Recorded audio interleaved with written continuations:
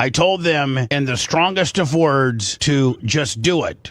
You see, this is a we just do it kind of show. All right, everybody, it's Stuttering John saying, yeah. Episode number 722. Are you a boner guy? Oh, I was a boner guy. You know what? I miss penis. What are you talking about? I'm the one who should apologize.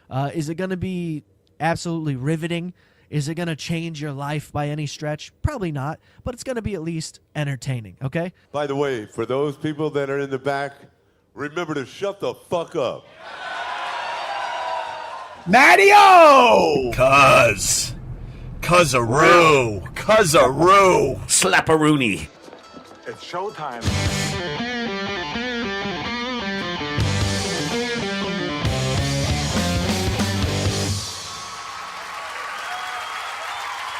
WATP.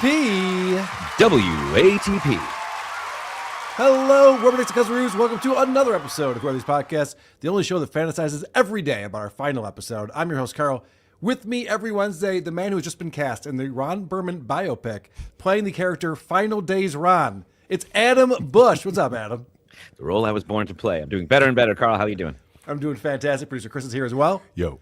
Please go to whoarethese.com. That's where you get our email address, voicemail number, link to our subreddit, link to our Discord server, link to our merchandise, link to our YouTube channel, and that link to Patreon and Supercast featuring 2 exclusive bonus episodes every single month. I'm actually recording a behind-the-scenes thing right now, so you can watch me run the show. I have it set up right behind me, and I'll post this on Patreon, patreon.com/whoarethespodcasts. And of course, we did 2 bonus episodes last week.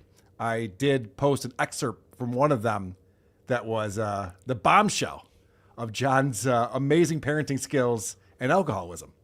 He really told us a lot in a very short amount of time about his kid staying with him over the weekend. Yeah.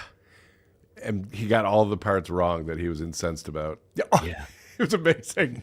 He stole my vodka. Yeah, that was his number one complaint. I can't invite this kid over to my house again. It's amazing. Also on our website is our mailing address. If you want to send us cool shit, we get a lot of cool stuff in the mail. We do appreciate that. So you can find it there. We encourage our listeners, give us 5 stars on Apple Podcasts or wherever you review podcasts, and then shit over us in the comments section. Support the show by going over to supertip.gg/WATP. That's a great place to support the show and also participate in the show as well as we go. We thank you fine folks who watch us live on YouTube every Wednesday, 5:30 p.m. Eastern. On today's show, Stuttering John reacts to what he believes is an intervention. Opie thinks that tearing Ron the waiter down will build him up. It doesn't. Bryan Callen makes his return to the fighter and the kid with newfound enthusiasm. Earl Skakel is stopping by to tell us about Crystalia and Brendan Schaub in the LA comedy scene. Stuttering John calls 911 on a DoorDash driver, and we have the phone calls.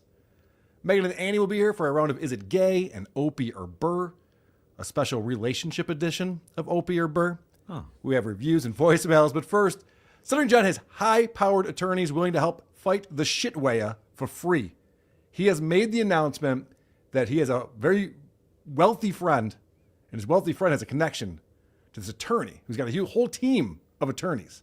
And when they heard the story about Shuley wanting to sue over the DMCA strikes, they said, we got to hop on a conference call pronto and talk about this with you, John. And so John's very excited that these attorneys are going to come to the rescue and help him fight the shitwire. And remember, we talked about this on a previous episode.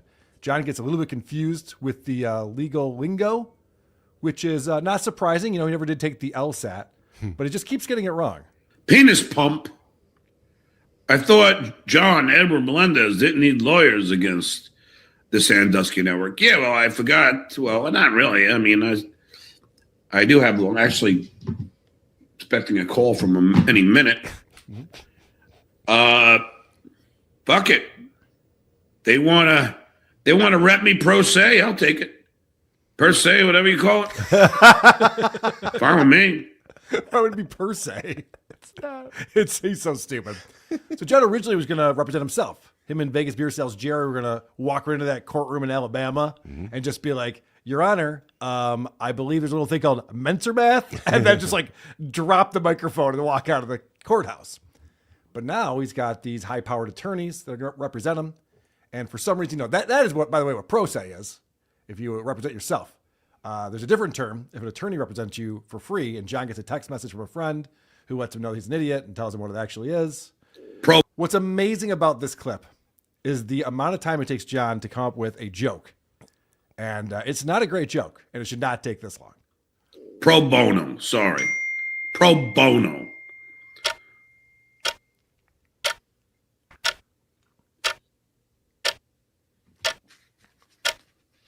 Pro is the brother of Sonny.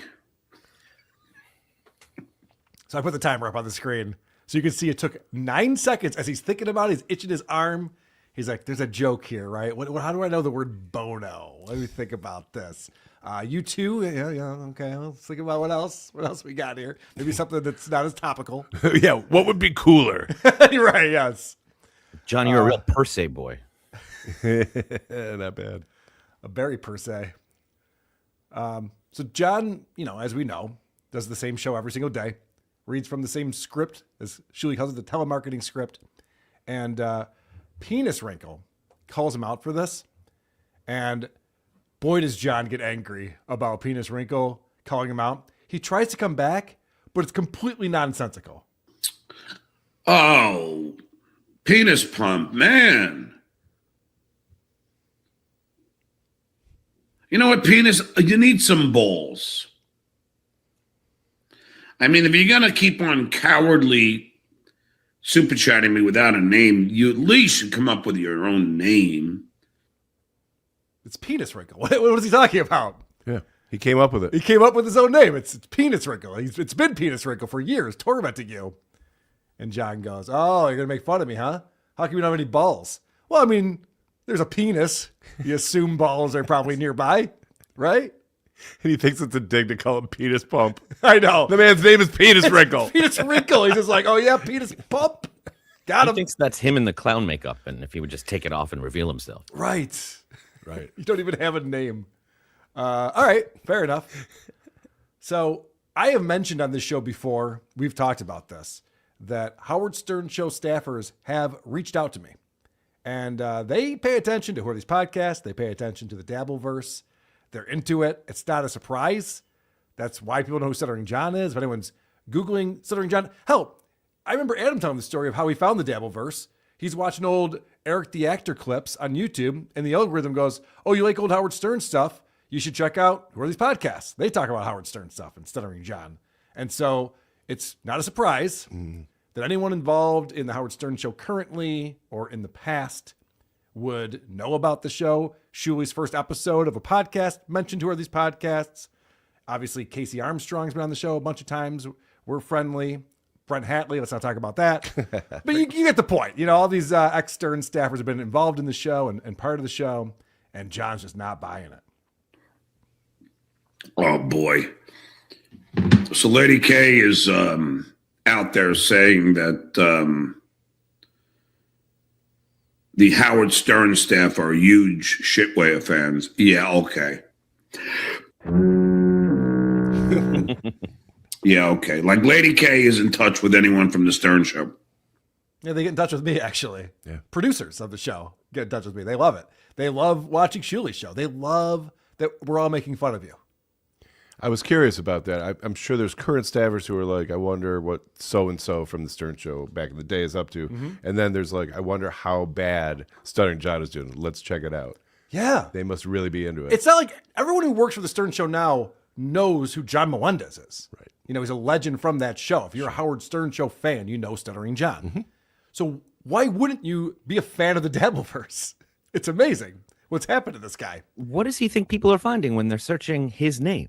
He knows. Because I think that was one of the things he was talking about the defamation suit about. Yeah. So he right? knows exactly he didn't that say when we manipulated the algorithm and... Exactly. When these Stern guys search their own names, or Howard even searches reviews of what's going on, what do you think comes up? Right. So then he brings on Mumbling Nick, and Mumbling Nick actually agrees with John here. I'm not taking sides on this, but I doubt anyone on Stern is watching any of this shit. Or most of them are. Maybe some of the lower level people. I don't know, but yeah. Well, yeah, I could see maybe J.D. Harmeyer. Yeah, I don't like Howard or any of those fucking guys. Yeah, I can see Harmeyer maybe fucking, because I never got along with him, so maybe he would like it. Yeah, that's the only guy who doesn't like you over at the Howard Stern show. JD Harmeyer. You got it, John. And I like that Mumbling Nick over here goes, I mean, not like the main character. It's not like Howard Stern. Well, right. Probably not Howard Stern. Yeah. You know, he's watching kittens all day. Do they even work together, John and JD? No. No. I don't think there was any. Well, maybe there was some overlap. I just know JD didn't like genuflect when John walked by, and John's like, fuck that guy. Right. That's all it takes. Yeah, John tried to get JD fired. He reached out directly to the HR department at Sirius to get JD fired because he's a garbage human being.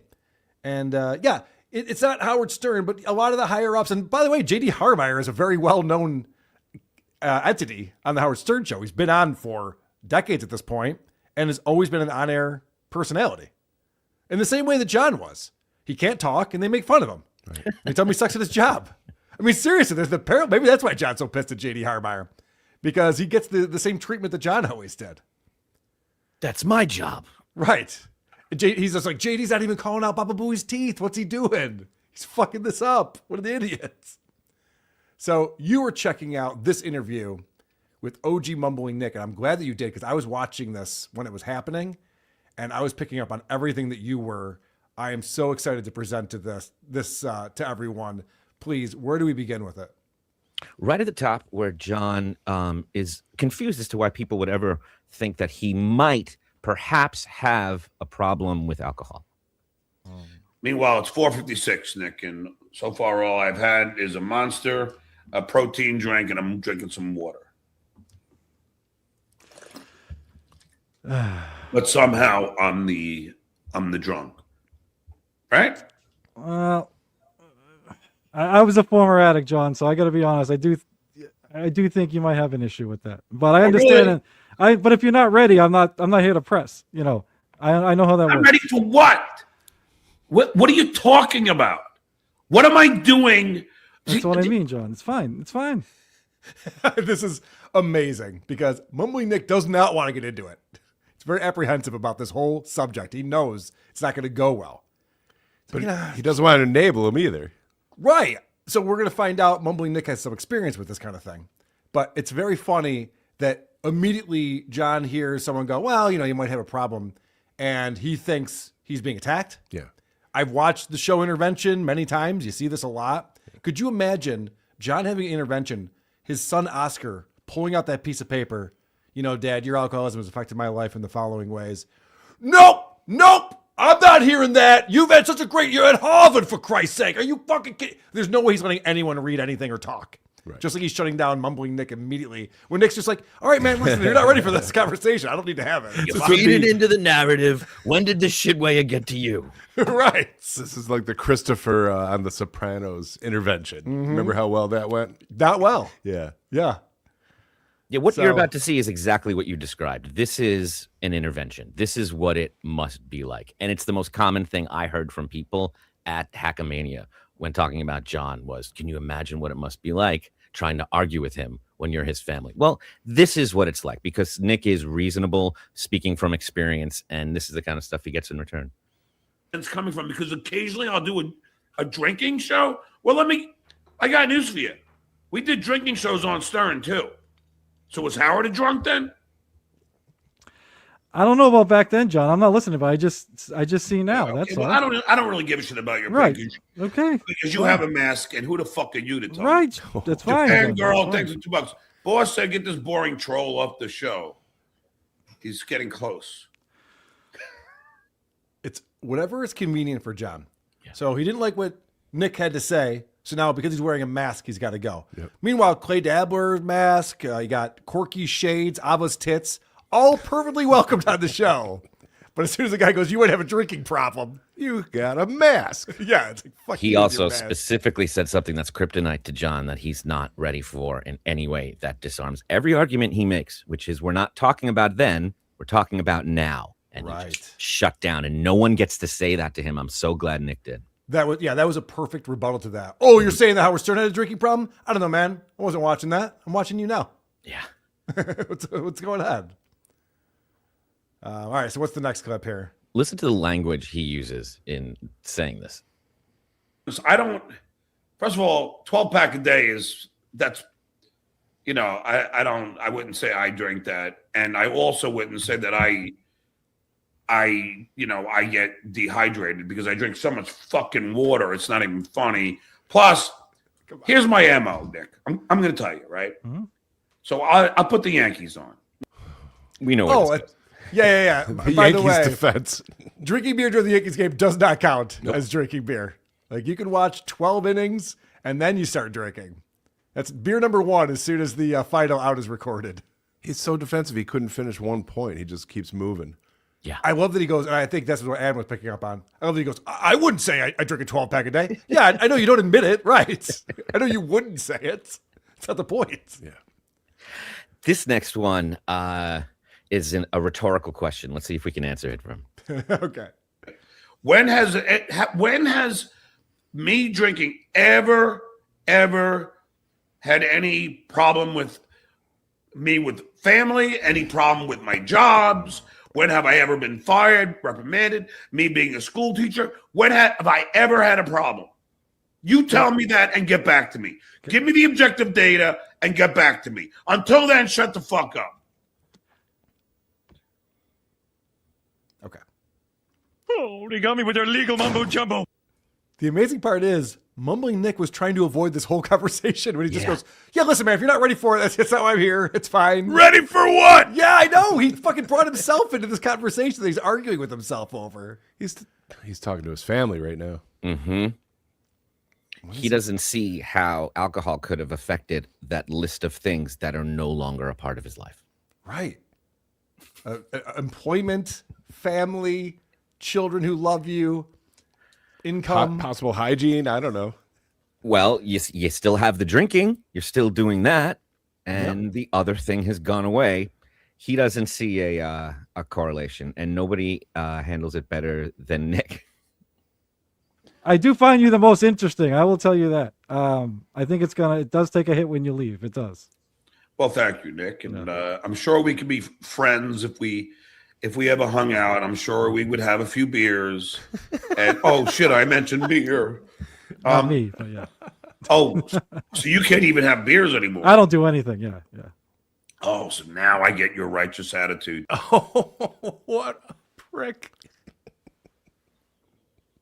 So Mumbling Nick has experience with addiction, and John goes, yeah, we'd hang out though and drink beers. Oh yeah, no, actually, don't drink beer. Oh, you can't even enjoy the most abused substance on the planet, alcohol? What a pussy you are. He's gonna start calling him a fag any second. Right. Oh man. So this is where. But isn't it funny that Nick is like the opposite of righteous? He's like, oh, this is what all you guys do. You go to rehab and then you're all fucking righteous. It's right in my face. Nick's been trying to avoid this. And I watched this. This isn't because of how we cut this up or how Adam edited this. This is literally John just arguing with himself over something that Nick would have not have brought up one more time. He was like ready to just move on. Like, it's fine, man, whatever. At the top, when John brings up alcohol, there's this pause and you hear this loud sigh where Nick goes, ugh. I have to do this. This is my job, or this is just, I'm just going to say it and I'm going to back out. And there's just no backing out with John. That's it. Once you say it, he doesn't want to enable him. So actually, let's listen to just that part again. Listen to this. Meanwhile, it's 4:56, Nick, and so far all I've had is a Monster, a protein drink, and I'm drinking some water. Let's see. But somehow I'm the drunk. So, Nick's right there is just going like, that's not any reason why we would think you don't have a problem with alcohol. What are you talking about? You fucking moron. Yeah. You don't want to enable. You don't want to start a fight. You're you're like, lost by getting involved with him to begin with. You've already Please lost. don't bring it up. And of course, John gets very upset when people get sober. They always become assholes. Like on the weekends, not during the week, but during the weekends when Jackie would have a party or I would have a party, Jack and I would pound them. And, it's so odd that when like someone like Jackie or when Rob, as soon as they get sober, they start pointing fingers at you. Look at you. You're a drunk. You know what I mean? Yeah, no, I'm not down with that, John. Like, that's why I said I didn't even, don't want to talk about it, don't have to talk about it. It's fine. I'm sorry. Did Jackie ever try to convert John to be a sober guy? I don't remember that episode. Oh, he was smart enough to just get away from him. Yes. But those are the only two choices for John. If you're not enabling him, you're trashing him. Mm-hmm.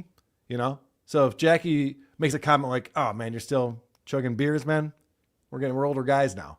Oh, you're trashing me. Okay. You misunderstand, Carl. See, John is the only person in the world. So when J.D. Harmeyer holds a job after him, he doesn't like it. It doesn't make sense. When Jackie gets sober, that doesn't feel right to him. That doesn't make sense. It must be, wrong. That must be wrong, and that guy must be the enemy. So you just got to look at it that way.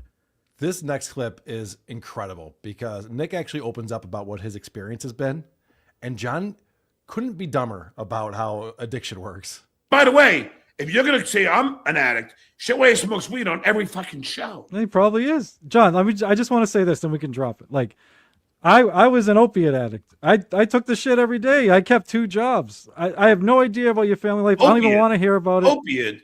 Like heroin? I was more of a oxy pill guy, but yeah. Okay, yes, but that doesn't. Okay. Don't compare the two. That's like Adderall, isn't it? No. It's Short answer, no. Holy shit, he's so...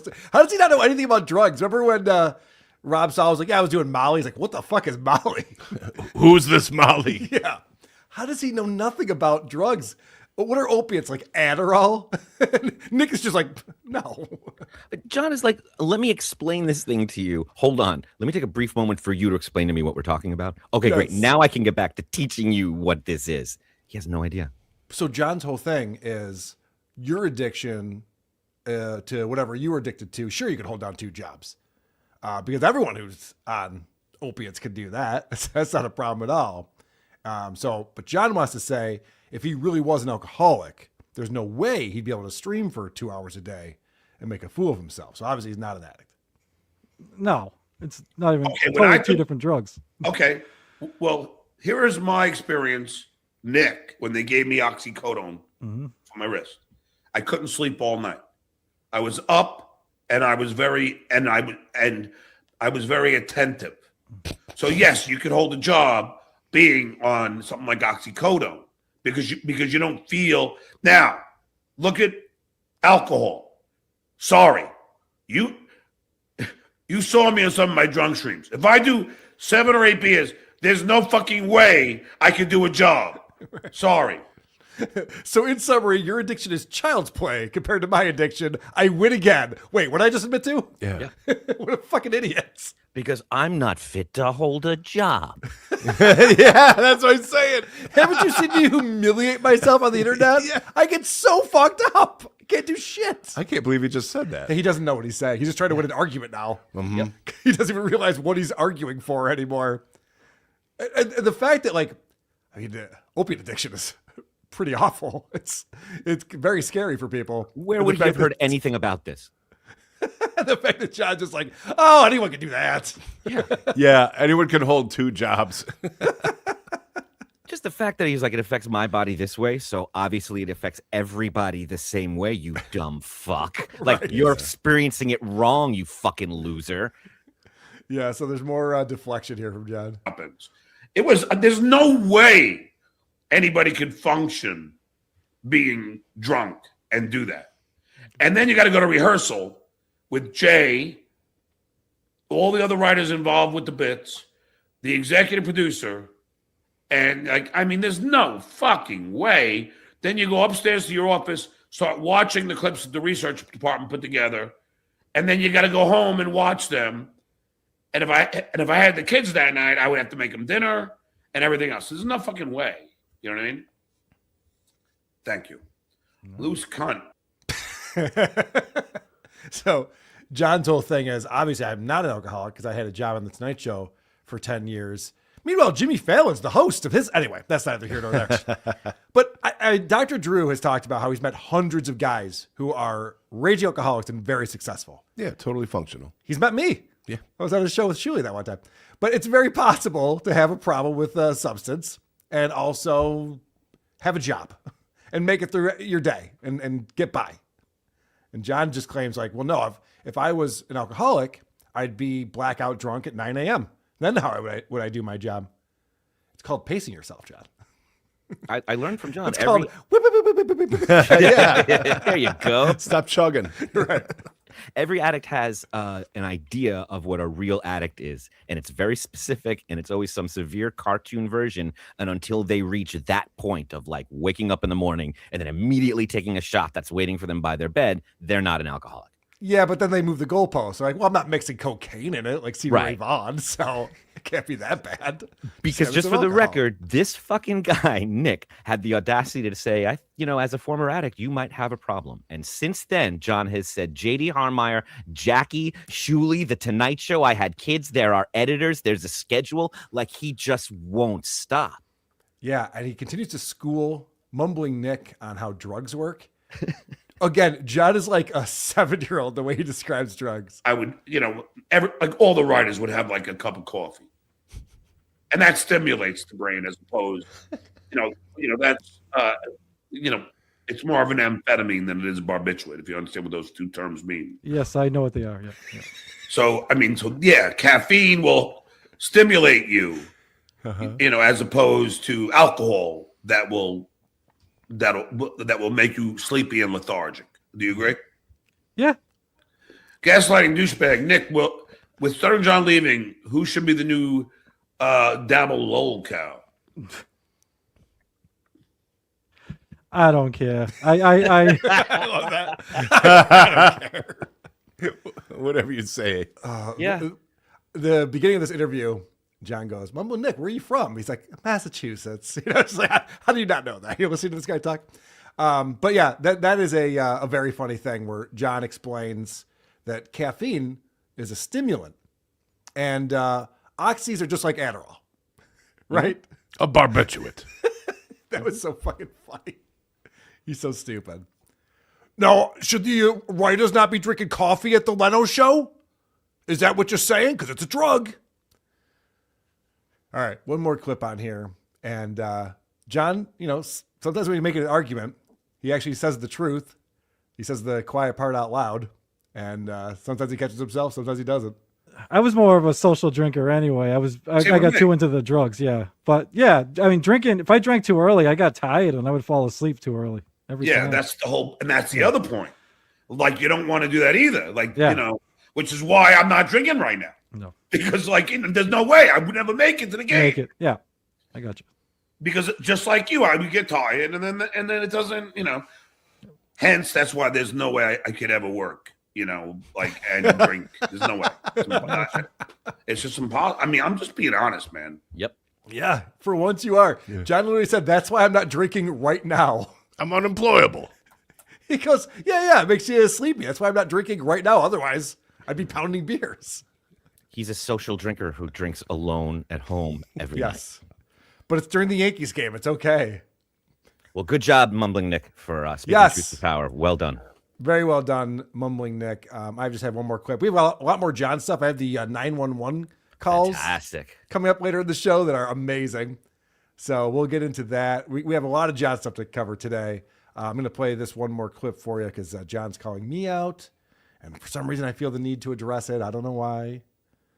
Much like Mensa Math pointed out the other day, Lady K was 10 minutes away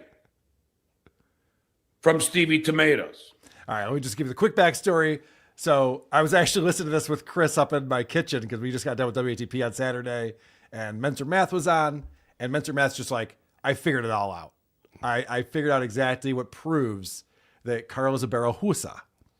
And he explains that when we were down at Dabble House in Fort Myers and I was at my house in Cape Coral, we were going down the night before we started the festivities off to go to Stevie Tomatoes, had a little kickoff party. There were people in the area that wanted to come and hang out. So we were all going down there at 8 o'clock.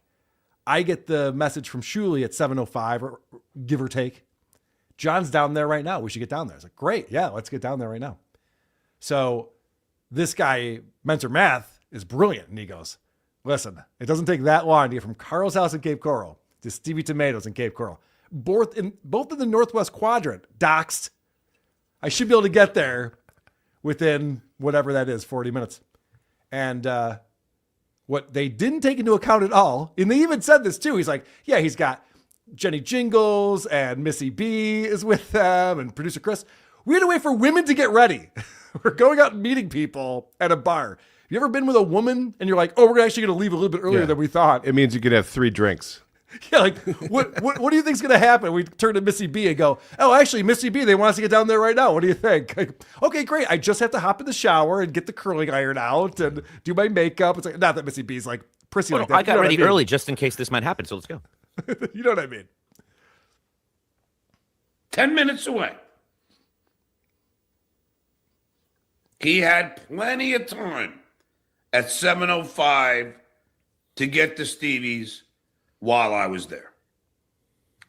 But he didn't. Because you motherfuckers are cowards. Yeah, and then they go on to explain that we were hiding in our cars in the parking lot because we were scared that John was going to come out. Meanwhile, John's the one who left at 7:45. He could have just hung out and waited for us. We said we're going to be there at 8. We announced it. It was public information for everyone. John went flying out of there. Not that I care. He doesn't need to confront me or me him. Yeah.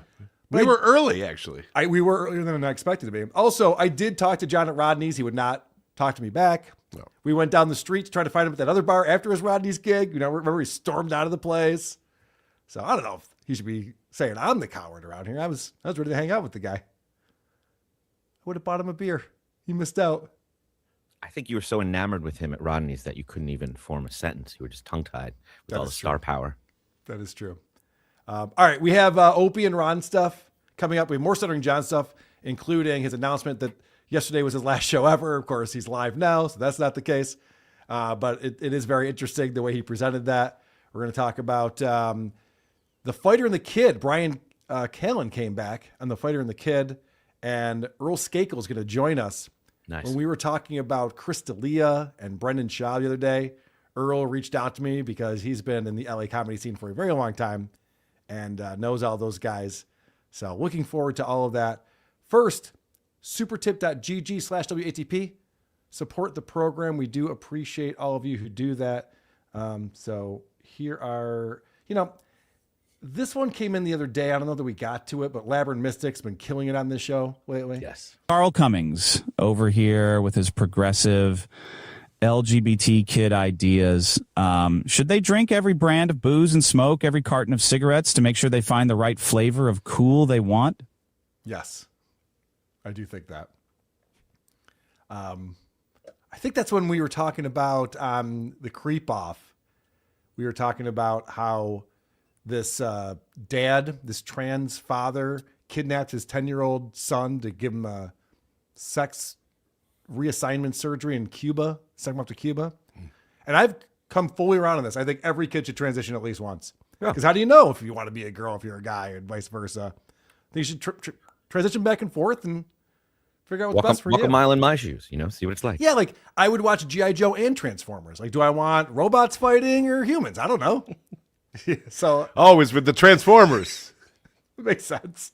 Chaos Queen. I don't know what this is. This is sometimes a terms of service or something. Maybe YouTube's. Do not harvest or collect any information that might identify a person. Number 1. Number 2, do not misuse reporting, complaints, and disputes. Number 3, do not run contests. Aaron, why aren't you striking John now? Fuck him. And then she followed up with this. Oh, yeah, using YouTube services does not give you ownership or rights to any aspect of YouTube, including content posted. So I guess my sister-in-law, Chaos Queen, is trying to stick up for us and Shuli with John's takedowns that he's been having so much fun with. Tukey's unpaid staff. Word on the street, Carl likes to eat poop while producer Chris watches. Wild if true. He always wears a nose plug, though. He doesn't want all the senses engaged in that. Pizza Melton is coming in with a image tip on here. Oh, no. Hackamania killed him. R.I.P. Is that Patrick Melton? Who is that in the casket? He does have a hunchback. It's definitely Melton. Yeah. Melton has been MIA since Hackamania. We've not seen him. And Godspeed, Patrick. Godspeed. We're rooting for you. Hopefully he's still alive. Is Dr. Steve behind bars yet? Who knows? I believe so, yes. Okay. 12 Bush Lights 9.8 vodka shots. I'm fine. That's a performance-enhancing amount of alcohol. Stop being such a berry woosa. Good point. Kay Bridges became a YouTube member. Thank you very much for that. The Saber sucks, says Sad Fryer. Fuck Stuttering John. Yeah, that was disappointing last night. Gave up the, or hopefully I'm not spoiling this. They gave up an overtime goal to my least favorite player on the Bruins on a breakaway. Ray DeVito, the gummy smoker. Hey, boys. Glad someone paid me for me to support the show. What are your thoughts on Angine de Portnine? Also, Tojo is a code-switching Momo loser hackwig. Angine is really cool. All right. There it is. Reverend Mystic gifted 5. Who are these podcasts? A membership. Thank you, Reverend Mystic. Much appreciated. Reverend Shitstain. Stuttering John is playing Isotopes in full right now. Please strike him. Is that true? I saw someone else in the chat say that too. John was watching Isotopes videos. Huh. That's interesting. We will not be striking anyone. James Q. Legend. If you offered $100 a day for no drinks, Stuttering John makes $0. Oh, yeah. James Q. Legend. How much to get Adam to shave his dumb stash? Not much. Wouldn't take much. Okay. You're supposed to say it's for a part or something, right? Yeah, fuck that. Cover your ass. It's James Legend. Ozone, Carl. Why should anyone feel bad for Stuttering John's frivolous strikes on Shuley when Shuley filed frivolous strikes on Menser Math and bragged he couldn't counter without doxing himself? So I don't know about the bragging that he couldn't counter without doxing himself. I am against striking. And I thought Menser Math did a very good job presenting himself and his concerns when he was on with Stuttering John. I don't know. Did you guys catch that at all? I don't know. Okay. Yeah. I don't know the full story, and how Menser Math explained it was he had the video of Zen's stand-up, which he claims was transformative. Shuley claims it wasn't. I haven't seen it. It's been taken down. But then the part that I didn't understand that Menser Math was saying was that the Shuley Network continued to strike his channel after that, other videos, and then his channel was removed. So if that's true, then that's bullshit. You shouldn't be striking channels. And plus, Menser Math was one of the good ones. I loved Menser Math's videos. Mm-hmm. They were very funny. The compilations of John just reading $2 insults were great. Instead of feeling bad for SJ, we can just not support the people who strike when that's uncovered. Yeah. That's a good point. Ozone, $5. Shuley originally said he only struck the one video, but turns out that was a lie. He hit him with 3 strikes for the purpose of nuking his channel. So that is what Menser Math said. And if that's true, then I'd love to know the reasoning behind that, because I don't think there's a good reason for ever doing that. No. Michael C. Adam, where's my baked potato? It is cooling off in the sink in the men's bathroom. Naturally Negative says, it's amazing that Stuttering John can't understand that his hour-long explanation is a confession, almost like his cognition is being inhibited somehow. Yeah, it's wild. He can't It's see almost it. like that. The reason why I'm not drinking right now is because I get drunk. And I got to do stuff later. Good stuff. N-Word Turner. PDP was great this week. It was like the way that show started out, a discussion show. It was Stupid Carl who turned PDP into a clip show and a Sabres-Bills circle shirt. Well, thank you, N-Word Turner. I thought it was an interesting episode as well. I thought we'd go 20, 30 minutes, and ended up being a lively discussion about striking and DMCA strikes with Shuley and Lucy Tightbox. So if you haven't watched that, it's up on our channel, the Who Are These Podcast channel. Under the live tab, you'll find Point Dabble Point.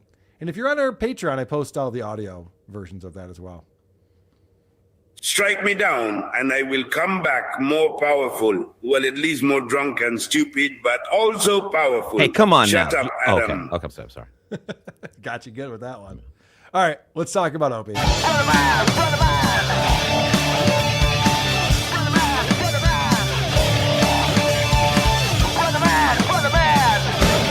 Ba, ba, ba, ba, ba, ba, ba.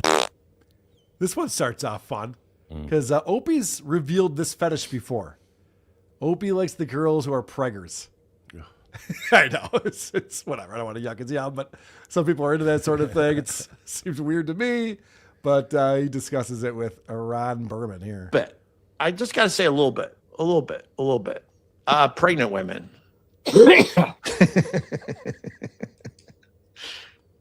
Seriously. If I see a woman that's pretty hot and she's pregnant on the street, it's a little bit of a turn on, Ron. I don't act on it. I don't do anything with it. Well, yeah, I don't act on it. Well, thanks for letting us. But what do you but what's the fetish? What do you want to do? I guarantee you. Yeah, but what do you want to do? What do you want to do? I guarantee you could probably act on that legally if you really were into trying What? Why did he do that? Why did he take it there? Probably act on it legally. What does he want to do? He wants to rub the head of his cock on the baby's soft spot of the head. That's why everyone has a And he thinks fetish. legally he can get away with it. I know she said no, but she's pregnant. That's what happened to my head. Even if they're not pregnant, anything you mentioned, I like girls with big boobs. You can't say I wouldn't do anything about it. No one Right. said you would. So yeah, Ron wants Opie to explain this fetish because Ron is like you, Chris. He's taken aback by this. Like, what? Why would you be into such a thing? What do you? But what's the specific fetish?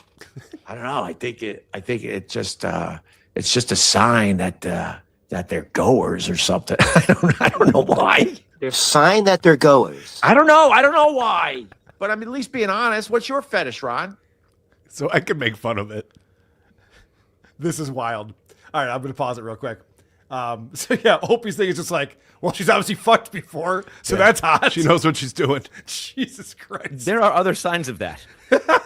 Yeah, smoking.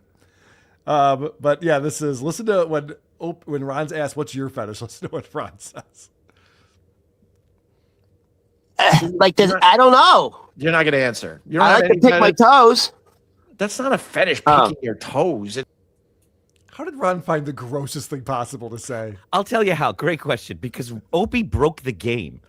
Like, Ron is expecting to say big boobs. I like a big butt, like something like that. He completely stumped him with this thing. He can't even really wrap his mind around that Opie has no ability to explain. He's still stuck there trying to figure out his friend. So he's like, oh, I guess this was supposed to be like disgusting things or gross stuff that we can't explain. Picking my toes. Okay. Ron doesn't know what fetish means. Or that. Right, yeah. Or that. Because Opie said pregnant women. That's the fetish. And then Ron Yeah. says, so what's the fetish? Well, that's I hate this. No, see, I'm with yeah, Ron. it's a on hang this. up. This is terrible. No, because like I'm with Ron. I hate this. I hate this feeling right now. He's asking what is it? Like we get it. Like a beautiful foot is a beautiful foot. Fine, it's pretty. But what is a foot fetish? Like what do you want to do to it? I'm curious. The same thing with this. Like I get it. A beautiful. It shows fertility. It shows you're flushed with emotion. Whatever. Fine. That's beautiful. But it's not a fetish. I'm not like that's my thing. You don't see that and go, oh fuck yeah. Like what do you want to do, Opie? What's the thing? And he can't even answer it. But also, Ron just thinks like we're talking about bad habits or Yeah, something. idiosyncrasies. Yeah. Sometimes I'll pick my teeth. You're like, okay, but. Because he says after this, he's like, I like, you know what? I like perky boobs. I like small perky boobs. He's like, I like a woman with a pulse, you know, and maybe one that can't run very fast. She's That's my upright. thing. All right. So you have a theory of what's going on with Opie and Ron and what Opie is doing to his sidekick here. Yeah, he is just abusing him. That's what he's doing. There's this whole show is a struggle of Opie trying to just berate and embarrass and hurt his friend to make him feel better, to make himself feel better, and Ron trying to drag it into a show and a bit, and Opie just won't have it. When we were talking about the game Battleship the other day, because of the Strait of Hormuz, I was kind of talking about how it was a game of Battleship between Iran and America, right? And you were staring like a deer in headlights. You don't know what Battleship is, and I realize it's because you were brought up a lonely child. A lonely child. So you couldn't play any of those games with a sibling. What games did you have in your house as an only child? You didn't have Battleship. No one's going to play with you. I did tic-tac-toe. Hey, man. All right, at least Ron's trying to have a little bit of fun with that. Yeah. I'd be like, Opie, just not having siblings doesn't mean you don't have any friends. What the fuck are you talking about? Listen, my siblings are a lot older than me. I had tons of games my friends would come over and play with me. Yeah. What's he getting at? I don't think Opie had any friends. I think he just had his siblings. There you go. Yeah, so if you didn't have them, you had no one. Right, because that's the only thing that Opie can think of in his head is just like, you're an only child, therefore lonely loser. And you never learned what Battleship was 20, 40 years later? You never learned it? You still have no idea. There's fucking movies based on it, but that's not the point. Also, Opie should have children and know that kids have friends that they make in school and other activities that they do. And then they get together on the weekends and evenings and have play dates and shit. How long has his kid's been dead? Oh, He doesn't God. know this exists. Good point. Also, just look at the delight he's taking in this. Yeah. He led with that. He's like, I was thinking about this, and it made me smile. Well, he gets even more brutal on Ron here. Oh my God, is that me? Opie Karen Hughes coming in. All right, so that was just a little aside. By the way, I want to go back to your what is it called? Lonely or only child? Yeah. What is it called? Lonely? I like What are to you say talking about? You were an only child, right? I'm an only child. I like to call them lonely childs. No, you don't have to be lonely. But You're well, lonely at times, if you're- sure. When you're younger, at times you're lonely because you're not advanced enough to you don't have the experience yet. Unbelievable. You heard him. You're an only child, or as I call them, lonely losers that their parents hate? What the fuck was that all about? And he genuinely punched him in the gut there. He had no answer. He just started fumbling because he's like, leave me alone. I don't know. What are you doing? Yeah, that was so fucking weird. Yeah. Why would he do that to the poor guy? I mean, I know the answer. Yeah. All right, so he continues on this insulting his friend. Yeah. I did a lot of it. Yeah, well. You didn't have board games, right? We had a whole stack of board games in our house because we didn't have the internet yet.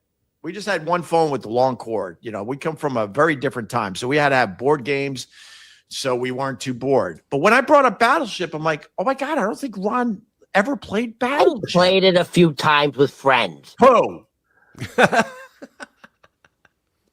Could you name anyone you played Battleship with, Chris? Yeah. My family. Who loves me. To Opie's point. There you go. Does Opie think that board games cure boredom? I think he thinks it's spelled differently than it is. You're right. Why does he keep saying that? But this is all projection, right? Opie's a lonely guy. Opie does not have friends. He doesn't have interaction with people outside of Gephardt's, which he hasn't done in weeks now. And I feel like this is him taking out that aggression on Ron. You're a lonely loser. No, you're the lonely loser that nobody likes. Right, Ron? We talked a bit about this at Hackamania, who Opie must think the audience is watching this, because who would enjoy this? Who's rooting for Opie in this scenario? Right.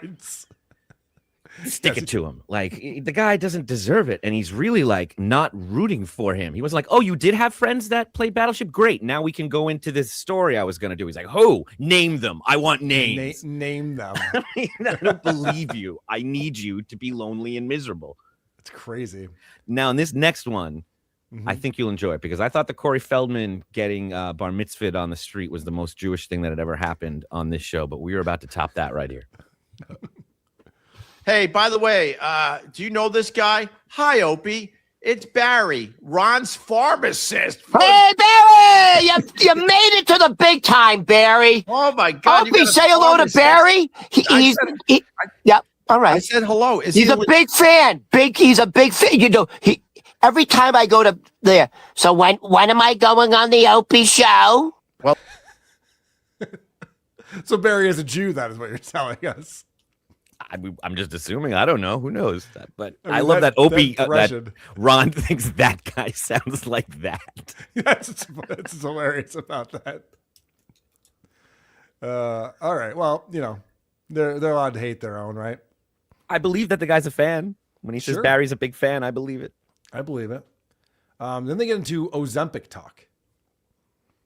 Opie loves getting into Ozempic talk for some reason. He enjoys this topic. He thinks he's well read on it and well versed. Has a lot of knowledge. The only group of people who I know are not in favor of those Ozempics, these whatever, are the skinny brothers with the giant white girls. That's their game.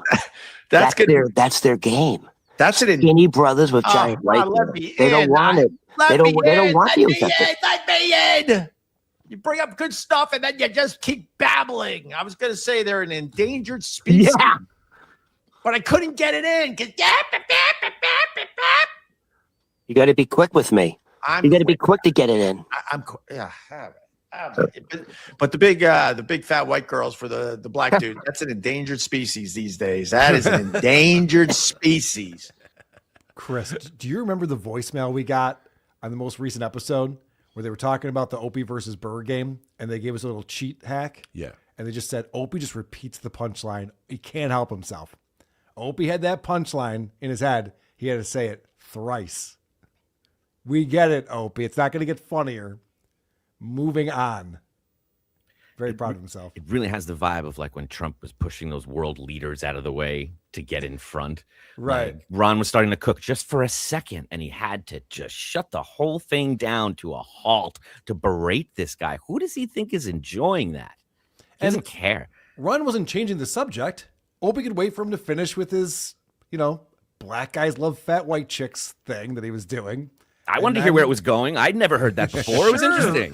Yeah, and then you get your endangered species joke in, and it would have been smooth and would have felt like a show we were watching.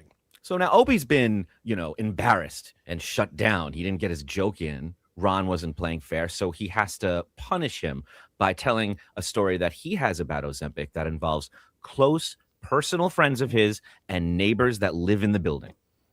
Well, there's a few people in this building that are on the Ozempic. It's very obvious. And I got some people in my life that are on the Ozempic. Yeah. Guess what's happening because of Ozempic? Okay. All right. This is good. He knows people. He knows something's happening because they're using Ozempic. I'm interested in this. I think there's side effects to Ozempic. I think that it's pretty wild. People are using it as a weight loss drug when, it was originally intended for people with diabetes. And so I want to know what Opie knows because I don't know people on Ozempic that I know of. Vinny claims he's not. Yeah. I don't know about that. Well, that's what he claims. It's in his stand-up set, so it must be true. Ron's speculating. Opie's speaking from experience. Right. So let's find out. What does he know about this? You're missing the obvious. What's going on because of the Ozempic generation? Everyone's on the Ozempic. And now they're not fat slobs anymore, so they are getting Diva? A divorce. I'm serious. It's a what, thing in your building? Are you seeing that? No, but it was a story in the paper today. Busted. Oh, Opie. Guys, I have so many friends. I talk to so many people. I have so much experience. I just read the newspaper. Never mind. It was just on my phone. I don't talk to people in the building. Doesn't. Why does he need to lie about it? There's nothing to be lost because he's so lonely and he has no friends. That's what it comes back to every time with us. He has no friends because you can tell he has no experience in a back and forth. Any follow-up question Ron has, even the slightest one, he just crumbles. Yeah. He just crumbles. Opie has the misfortune of losing some friends over the years. Of course, Carl Ruiz and Vic Henley were friends of his who passed away too soon. And another friend of his, who was also a friend of TV's Adam Bush over here, was Patrice O'Neal. We haven't talked about this in a while, but Adam and Patrice were good buddies. They worked on a sitcom together for a season. And so there's this annual benefit that Bill Burr puts on. And that benefit is for Patrice O'Neal's mother specifically. Bill and Patrice, both out of Boston, good friends, loved each other. And so this benefit continues on for years for Patrice's family. And Ron, because Patrice was a big part of the Opie and Anthony show, Ron is very excited to tell Opie a story. I got tickets for next Tuesday's Patrice O'Neal benefit show. And it makes me feel good that my hard-earned money is going to something good. What percentage of my money do you think goes to actually Patrice O'Neal's family? No, it goes right to his mom. No, but I'm saying they have to take a percentage out to pay for everything. Let's play what percentage. What percentage of the people listening to this or watching this give a shit that you're going? What percentage? Look at Ron's face. He's so hurt by this. What does Opie always get upset with Ron about? Not knowing anything about Opie and Anthony, not having a clue of how famous Opie used to be. Talking. Ron brings up Patrice was easily the fourth most important person on this show as far as on-air talent goes. And so he brings up Patrice O'Neal, I'm doing this thing, and Opie's response is, who gives a fuck? Why would you say that? What do you think? Why do you think Opie would go that route on this, Adam? Because Ron is happy about something. Because he's excited. He thinks it's like that's the bit is I shit on Ron and everybody laughs. Not it's quite the opposite. And him getting tickets to a show that's tied to Opie and Anthony. You know what he's doing? He's marketing. Opie, he's trying to bring this thing public. You keep trying to hide it, and he's doing what you're supposed to be doing. Because if you were there, people would talk about it and then they'd mention the show, but you won't do it. So he's doing it and you shit on him for it. You're right. Opie doesn't go to this Patrice O'Neal benefit anymore. Anthony's not allowed to go. So there's no Opie or Anthony there. I don't know if Jim Norton, he's probably there. He might be performing on this. But yeah, you're right. Opie should be there. And it sounds like he's jealous that he won't be there. So he's got to take it out on Ron. Dude, I'm not open. Do you think when I go, hey, dude, is that Ronnie from Opie and Ronnie? Oh, is that Ronnie? All right, listen. You got one. I care. I care a lot, says Birding. Thank you. He says people see how you pick on me. Here, another one. I care. Yes. And it should matter that I am going to see one of the greatest comedians of all time, Patrice O'Neal, and my money is going to support his family. Hold on a second. Did he just say he's going to go see Yeah, Patrice O'Neal? I mean, he did. Does he think they bring the body out to this benefit? Maybe. He's not smart. He's probably not. I mean, he never looked great, Patrice. He was never in great shape. He's probably not looking very great these days, I would imagine. I think he was misinformed. Patrice will not be appearing at the benefit. Please do not spread I that heard he rumor. got a full new hour. I'm really excited about it. There's no hologram. There's nothing. There's no AI. It's Patrice, just you're going to family. beat this thing. All right. So Opie then has to school around on how to do a bit. Opie is a veteran radio personality. He's sat with some of the greatest to ever get in front of a microphone, as you know. So a lot is rubbed off on him. Yeah. Hold on a minute, Ron. Yeah, TMZ, I got a scoop for you. You're not going to believe this. Ron the waiter from Opie and Ronnie is going to be at the Patrice O'Neal benefit this coming Tuesday. No anonymity. Shut up. I'm talking to TMZ. This is a scoop. I'll get credit.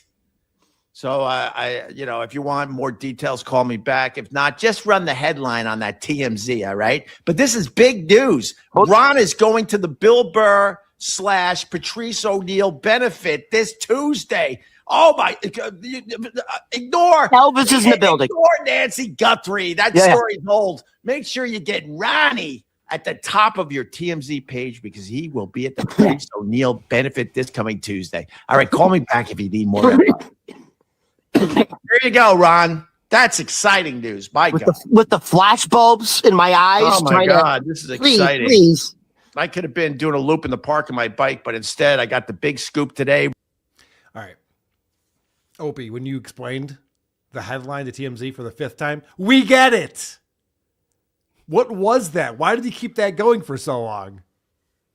I don't even think that was a real phone call. Ron's like, can I talk to them? Yeah. They actually know who I am? That was embarrassing. Yeah. All right. So we continue on this conversation between the two of them. At this point, I think Bill Burr is like, I think Bill Burr wants to move on, but I think he feels like I can't. He committed to this, and now he has to take it all the way to the end. Because now there's comedians on the show that they don't even have a connection to Patrice. That's how long we've been doing this thing. But that's good, Ron. So Opie stopped participating in this thing a while ago. Bill Burr is still keeping it going. Yeah. Well, So the fact that Opie's just like, I don't think he wants me doing this anymore. What's this we shit he said? Yeah. How long have we been doing this? he also makes it sound like Bill Burr is single-handedly doing everything as if he doesn't have Yeah, I mean, a team. There's definitely been criticism of the comics that have been on this thing in recent years. People who have no connection to Patrice, but they're also trying to put on a show that will sell tickets, that will bring people in. And you can't just have fucking Rich Voss and Jim Norton every year, I suppose. I mean, you could. Colin Quinn. All right, never mind. That's actually a good show. We should do that. But yeah, but you want to keep it going to the younger generation. You want them to respect Patrice and the whole thing. Of course. I think Opie is projecting about his own stupid shit in his own stupid show and saying he's just hanging on to this thing he doesn't want to be doing and then starts laughing hysterically. Yeah, that story checks out. So these guys get into a whole other conversation, one that's very exciting about cream puffs and whoopie pie. I mean, you can't even believe how entertaining this show is. But don't worry, it all comes back around. I'm thinking of a whoopie pie. Hey, TMZ, if you want to add to that story, remember I called a little while ago that Ron from Opie and Ronnie will be at the Patrice O'Neill benefit. That's huge. That should be your top story on TMZ. Ronnie, this way. Ronnie, this way. Could you also add to the story that he is so stupid that he doesn't know what a cream puff is? Thank you. Can you please just go to the Google thing, go show me a picture of a cream puff? Oh, my God. Because when you do a callback like that, as soon as everyone gets what you're doing, you can end it right there. Oh, he's calling TMZ again. Got it. Instead, it's just like, and let me just ramble about this for a little while. There's no reason for that. He never adds one thing to that joke. Both times he does it. All he does is mock his friend who was already making this joke to begin with. He was joking, call TMZ, I'm going. And you've just been repeating that phrase over and over again until this guy's like unconscious, I get. That's the goal here. Also, Opie, wouldn't you want the co-host of your show to be a little bit famous? Wouldn't that be a good thing? Like Fez Watley was pretty famous because he was the co-host of Rod and Fez. It wasn't like Roddy B was on there going, "Oh, look at this fucking douchebag. No one even knows who the fuck he is." Like, well, that would reflect poorly on Ron Bennington if that were the case, if no one knew who Fez was. Yeah, so I don't even know what Opie's going for here. He wants the guy to be famous, but not more famous than him. And unfortunately, Opie's stock is lowered a little bit, so Ron's got to be real, real low. Like, he can't even be neighborhood famous. He can't have friends in the area. Right. All right, so then Rich Voss gets brought up here, because Rich Voss was a good friend with Patrice and participates in the shows. And, of course, Opie and Rich had a big falling out. Rich Voss is out of the Opie business, as we all know.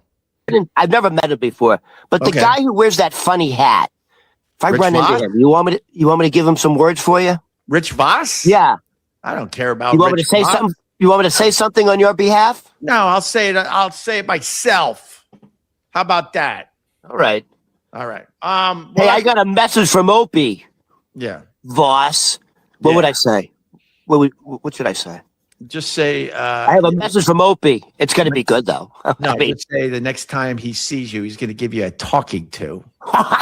Yeah. I'd be embarrassed to say that. Yeah, you should be. Don't ever say that. It's going to give you a talking to. That's like Stuttering John level tough guy talk. Yeah. I just want to talk. It's very Stuttering John, especially they were just playing on Blunder Years, this old Howard Stern where somebody was complaining about John saying the guy doesn't know when the show's not on. He's just always doing the show.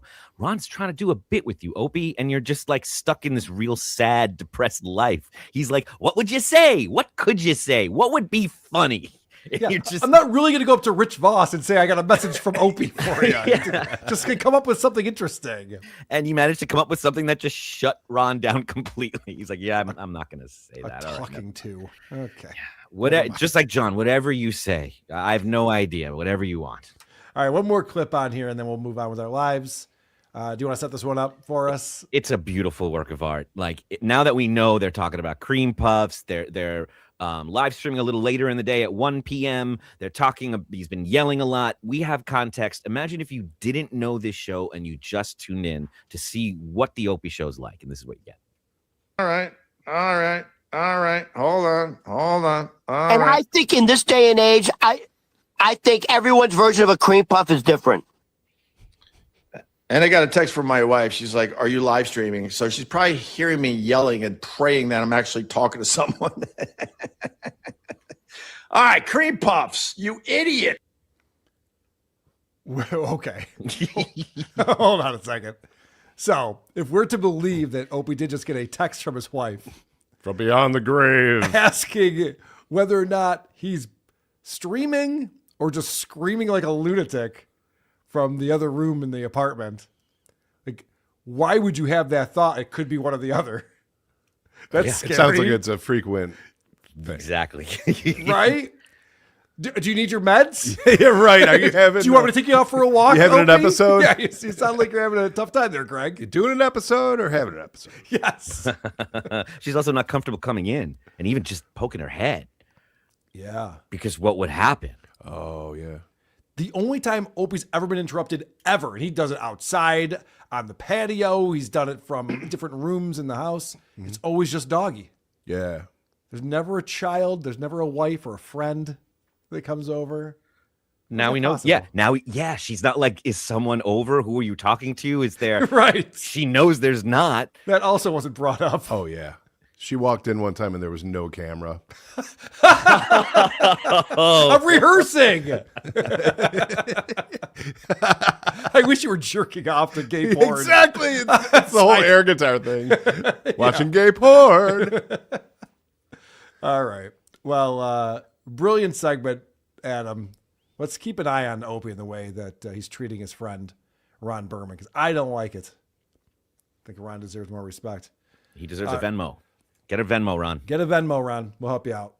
Coming up in just a moment, Earl Skakel is joining the show. He's backstage in the green room. He's going to come on. We're going to talk about Chris D'Elia and Bryan Callen and Brendan Schaub and these guys who have been a big part of the LA comedy scene. And that episode of The Golden Hour, well, we'll get into it. Okay. When those guys were just waxing poetic about their times in the LA comedy scene, how great that was. Earl's got some thoughts on that. And then I also have some Chris D'Elia stuff. I covered Chris D'Elia on Drew's show yesterday, but there's some choice clips from the latest episode of Congratulations that I want to talk about. We have Stuttering John. We have the actual 911 calls from the DoorDash driver that John had to call the cops on 3 times. I'm going to play 2 of them. One of them is just John giving out his personal information, so I'm not going to play that one. But we do have some phone calls to 911 that are very funny. Of course, a round of Is It Gay and the Opie or Burr game. All of that coming up momentarily. First, supertip.gg/WATP is where you can go to support this program, and we do appreciate that.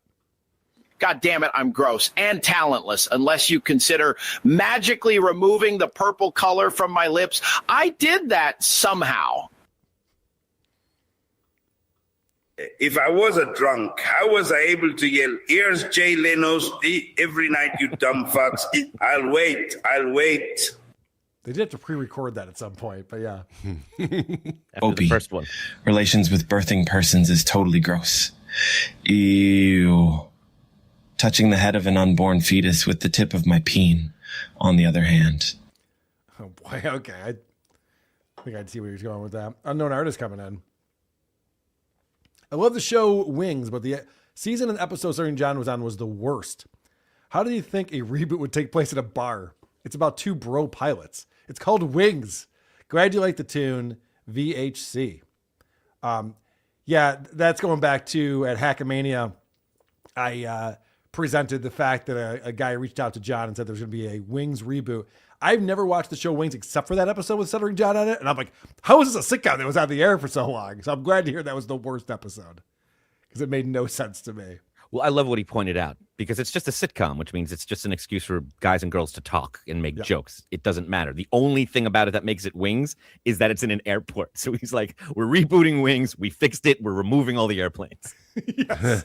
It's just a restaurant where you're a busboy. Yeah. If you like Cheers, we've removed the bar and it's just the guys.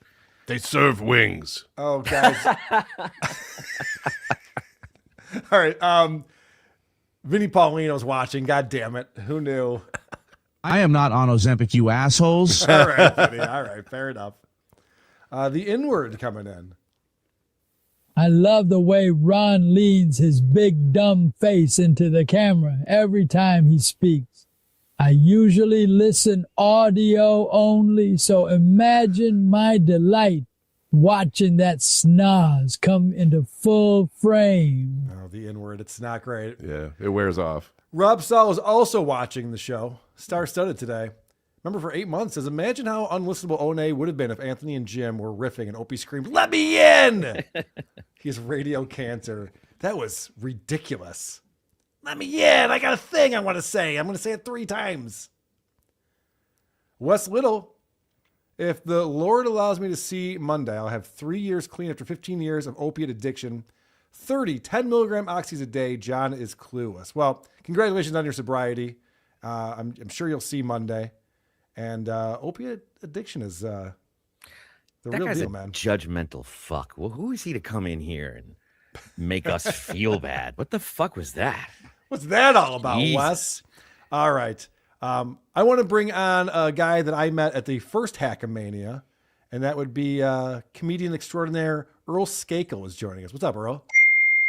It's an honor to make my debut with such esteemed Yes. colleagues. And I'm sorry that Hackamania was the first time you saw me do comedy. That was a weird set. A lot of people had weird sets that weekend. You It was know, interesting. I made the mistake of thinking, oh, I'll just do regular stand-up. But that was my first mistake. And then the second mistake was staying up there for the full time.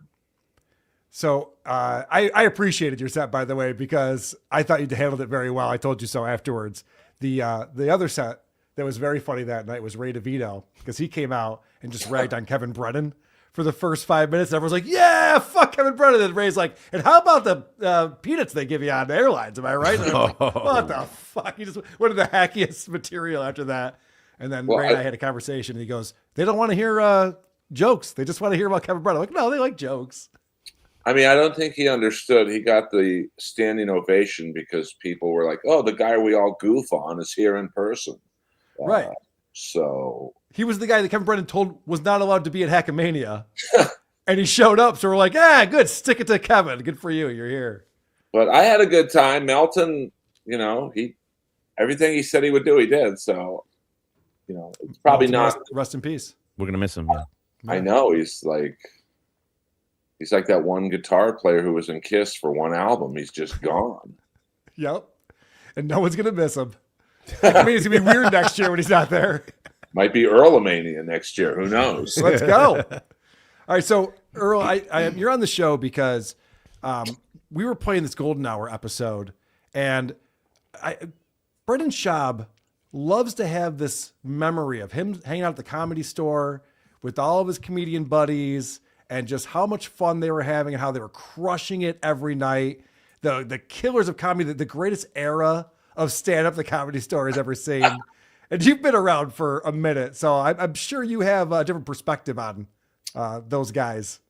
Well, he was right. They were killing it. He wasn't. Okay. You know, I always felt bad for him because all his friends had specials and TV shows and movies, and he was just kind of, you know, batting ninth in the lineup. So, you know, he's a nice guy, you know, nothing personal, but he never really worked at his comedy. Like, comedy is something you have to work at, or, you know. But the thing that people have a problem with Brendan Schaub was that he did get specials, like way too early into his career, like 6 months in, he's got a Showtime special. Well, it's funny. I knew his manager at the time, and about 2 months before the special, he was kind of asking me, because his manager at the time was I don't want to say who he managed, but he managed actors and very famous musicians. And he said, well, what would you do with him? And I said straight up, whatever you do, don't give him a special. Yeah. You know, because he probably doesn't have 5 good minutes. And that's not a knock on him. It's just he just got into comedy. And even if you do a half-hour special on TV, commercials, knock it down 6 minutes, you still have to do 24 minutes. So I said, why don't you do a Brendan Schaub and Friends? And you either have 3 famous comics that are friends with him, like Rogan, Hinchcliffe, and the Callen, and they're doing new material. Or you have people like me, Sarah Tiana, and another unknown comic. Hey, this is the next wave of whatever. And he didn't do that. And that first special was pretty bad. You know who else told him not to do a special was Bryan Callen. They've talked about that since, where Brian's like, I told you straight up, you were not ready for that special. And Brendan has said in his defense, the money was too good. I had to take it. Which, oh yeah, I mean, Showtime was basically give him a special. He does the red carpet for the MMA events. He's a known entity. We're trying to get into the stand-up game, to compete with HBO. And, I guess Netflix at the time was just really popping specials. But I really think my idea was the best one because he hosts it, and then he has to do maybe 5 minutes, and because he is likable. If you look at him, he's kind of like Jethro Bodine, just like. Well, I think it's why Joe Rogan convinced him to go to stand up in the first place, because Rogan would have him on to talk about UFC and get his perspective on things. He's like, oh, you could kind of like riff a little bit and have a conversation. You should perform stand up, and everyone has turned on Rogan since. Well, yeah, that's doing that to us. Rogan has not made many mistakes in his career. I mean, everything. That's probably the biggest one, but he really got him into comedy to get him out of the UFC because he was a good UFC fighter for a bit. Yeah, and then, the guys were getting bigger, more well-rounded, and he was getting killed. He was like the Mexican Tex Cobb, like he was just taking beatings, and it was almost like life-threatening how badly he was getting knocked out. So, but I still think he could have been a good comic if he would have put in the effort. He's not dead yet. He still can do these things you're suggesting. We're talking about him like he's it's not long past. I'm gonna miss it. But it's like if I messaged Dana White and said, "Hey, I'd like to fight tonight," right? Well, do you have any experience, Earl? Yeah, I took boxing lessons from Mike Weaver's brother. That was Brendan's experience in comedy. But you see, what you're saying is very humble and self-aware. You're like, I would have limitations in the boxing ring. Did you see that with Schaub, or was he looking around at these people, these other 9 comics on the bill, going like, yeah, I belong here. We're all brothers? I think, yes. I did a show with him once at the Improv. I brought him up. It was Rogan, Hinchcliffe, I think Sam Tripoli, and Brian Holtzman, who's like a local legend in LA, now in Austin. And I'm not that hard to follow, to be honest with you, because I'm very low energy. I don't move on stage. I'm literally, a mummy. I just stand there and do the jokes. And Schaub had a bit of trouble following me because he just, he never went to open mics. He never went to workout rooms. He just, I'm Rogan's friend. I'll just go on Joe's shows. And, like even Bill Burr, I see at open mics. Crazy. He goes to open mics to work on material.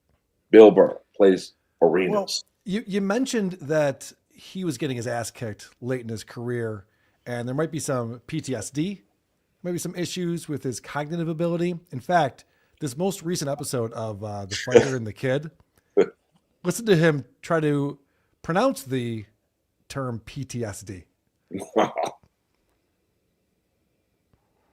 And they're watching this guy who's talking about the Correspondence Dinner where the shooting or the potential shooting occurred. And then there were the reactions, starting with Erica Kirk being Erica Kirk. Well, she probably has PTSD. PST. Yeah, you think she's got PTSD after seeing her husband killed? Brian even tries to help him out. He tried to say PTSD. He kept saying PSTC. I mean, it's not surprising. I mean, I know a few guys who played in the NHL who talk like that. Yes. They played in the 80s, which was like octagon hockey. So the helmets were just that plastic. There was nothing else in them. It's just like a hard hat. Some didn't even wear helmets. Right, that's true. Yeah, the 80s. And I'm friends with Don Fry. It's not a name drop, but he fought in like the first UFC, and he definitely has that possible cognitive decline. So Earl, you know Bryan Callen, I would imagine. You've done a lot of shows with him. Yeah, we're not very friendly, but okay. Yes. Have you seen his new special, or what are your thoughts on his stand-up overall? He's a great entertainer. Like I'm talking in his prime. He was very much in that D'Elia mold of the act outs, and it was almost Dane Cook after Dane Cook. But he got into some trouble with some allegations and whatnot. I knew one of the accusers, in full disclosure. I'll just say her story was believable. Okay. But, back then, this is 20 years ago, that situation, there's no Snapchat, there's no screenshots, there's no really any type of video people were taking. So it's he said, she said, and her husband would not let it go. Like, he would message clubs that he was performing in, and that was really the start of his downfall. Yeah, I remember that time Fighter and the Kid actually replaced him with like two other guys that were in there with Brendan Schaub, and it took a while for Bryan Callen to come back, but he did come back, and he moved out to Austin last year to be part of the mothership and the comedy scene out there that Joe Rogan has built. He felt that he needed to be with other comedians and, like you're talking about, working that muscle out more regularly and doing that. So he put out a special not too long ago. I got to watch this special through the lens of the Blind Mike Project because those guys were watching it. So they had some thoughts and feelings about it. Of course, Mike Geary, my buddy Blind Mike, is pretty knowledgeable when it comes to comedians and comedy. I trust his opinion on things for the most part. And they were not too kind to the special. He's talking to this guy, Nick Simmons, who's kind of like the third Mike now on Fighting the Kid. I think they're trying to breathe new life into it with a Cousin Oliver kind of thing. Right. So you got Brendan Schaub, Bryan Callen, Nick Simmons. And Nick Simmons is also a stand-up. And they do some acting. They've done some commercial work and stuff like that. So the question becomes, Bryan, are you comfortable watching yourself act? Like when you do something, can you watch it back? And the first part that's fun about this clip is that Brendan answers the questions being asked to Bryan. But also, this leads into a discussion about Bryan's special. Can you watch yourself act? No, I hate everything. No, all of I it do. sucks. I can't. Even editing a special for me, I'm like, oh my God. Like, when you send me the clips from the podcast, I'm like, I fucking hate this guy. So, can you watch yourself act? Bryan starts answering immediately, and Brendan interrupts it to be like, no, man, it's so awkward. Like, I'm sorry, what movies are you in, Brendan Schaub? We're not asking you about this. If they were a married couple, you'd be like, honey, can I see you outside for a second? Right, yes. Why are you talking when I'm talking?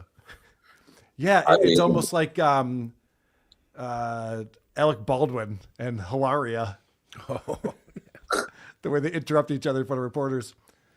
So they definitely have that vibe of a couple who's about to get divorced.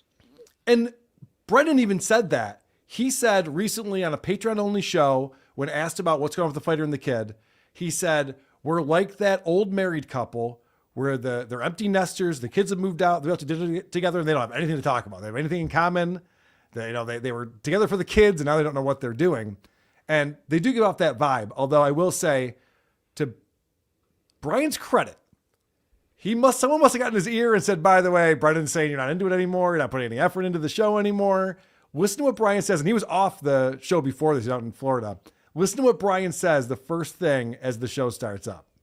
And I want to just say, after 13 years, I come here and it doesn't. Sometimes I just am looking forward to shooting the shit. Oh, good, pal. Sitting down with, just guys talking. Coming here with a thick head of hair. What's going on? By the way, hey, I didn't want to say anything because I don't want to take the wind out of your sails. Yeah. You look thinner. Adam, I saw you shaking your head. Are you not buying this thing? That he's really excited to be shooting the shit with his buds. It's like, well, I'm glad you showed up to therapy, but we have a lot to talk about, and we only have an hour, so. It's like, did you prepare anything? Nope, but I'm looking forward to just riffing with you guys for an hour and a half. Let's go. I am. I mean, it's very passive aggressive. They're both being passive aggressive with each other, and you could tell Callen doesn't think Schaub is on his level comedically, and he probably isn't. Yes, and you could tell Schaub thinks he is. So it's like, and the third guy is probably just going, when do I jump in on this? And Schaub is looking at him like he knows he's cheating and he's just waiting to drop the bomb. Oh, yeah. Okay. Yeah. I mean, I would have had a girl been the third mic just to like get some estrogen into this stream. Mm-hmm. Some eye candy. Anything. So listen to this. So after they talk about like watching yourself act, they start talking about like watching yourself do stand-up. And Nick on there is like, oh, I can actually watch that and take notes and become better because I'm watching with a very critical eye. And so then Bryan gets into the fact that a lot of people have been watching his recent special. Dude, It's like not for really me, what we do. People make you know? videos on my special and how it's shitty it is, and I'm like this. I'm like, texted me and you go. I'm like, hey, fuckface. I love how they think I don't say that about myself. Like, oh, are you telling me you don't like my special? Join the fucking club, you loser. I feel the same way, but worse. Did he Fuck he off. sent you the clip? Okay. So first off, and Earl, I'm interested in your take on this because this seems like a cope session to me. Whereas he's like, yeah, I mean, everyone's like telling me my special sucked. I think it sucks more than even you think it sucks. So there, now I took that power away from you. I mean, I think Callen's being a little bit like Gene Simmons, where, Gene would say, I don't listen to the critics. And I guarantee you, Gene was the first person to read the reviews. Yeah. Callen, it matters to him what people say about his special. We're all fucking performers. I'm sure you don't like it when someone says, oh, WATP sucks. They're just this, or they talk about Stuttering John or whatever. You take it personally a little bit. What did you just say? No, I'm not saying that. He's talking to you, Adam, not me. But You think I'm gay? I've been questioning my sexuality since I was a kid. So there. You're good looking enough to be gay. No one thinks I'm gay. I can assure you of that. So what just happened was Bryan goes, yeah, I mean, these people are calling out my special, but you can't really call it my special. I think it sucks. I'm more critical of myself than anyone could be. And the other guy on there, Nick, he goes, yeah, I even sent you a text. So he's not just like laying back and just laughing along like, okay, or you guys don't even understand. Like, I know I could have done better. He's sitting there going, shooting off texts. You see what this fucking person's saying about my special? And I like what Brendan just asked there because it leads Bryan to say the exact opposite thing. Did he sent you the clip? No, he just texted me. No, he texted me. I was like, Jesus, I'm just a comic. I'm pretty good at comedy. And people are like, we hate you. But there's so many people. So what's great is Brendan goes, what did he send you a clip of someone making fun of his special? It's like, no. He's very defensive. I was like, what the fuck? I'm actually really good at comedy. Why are they making fun of me for this? He said the exact opposite a second before that. Yeah. That was very different than guns a-blazing and fingers. Oh, I'm actually very good at it. I'm actually good, guys. That's what I think I'm good at. I mean, he is funny. Like, as much as I don't like him for personal reasons, like he's. But I think. What are the personal reasons? Me Too stuff, probably. I mean, there was one time when my ex was. She had seen my act 1,000 times at the Comedy Store, so she's outside smoking with a friend. I come off stage, I turn around the corner, and he's draped all over my ex. Oh. And he doesn't have a great reputation with women in terms of many things. And I'm like, what the fuck are you doing, man? And he's like, oh, Skake, I didn't know she was with you, bro. I'm like, oh, you knew she was with somebody, bro. Yeah. So unless you want your next set to be through a straw, you will remove your handeth. And I'm not a tough guy at all. So when I say something like that, and like I said, I believe one of his accusers, I mean, she had no reason to, she had nothing to gain. She didn't want money. She was just like, hey, he was a creep towards me. He did this, and that. He basically said it was a bad date, which, we've all been on bad dates, but we weren't accused of assault.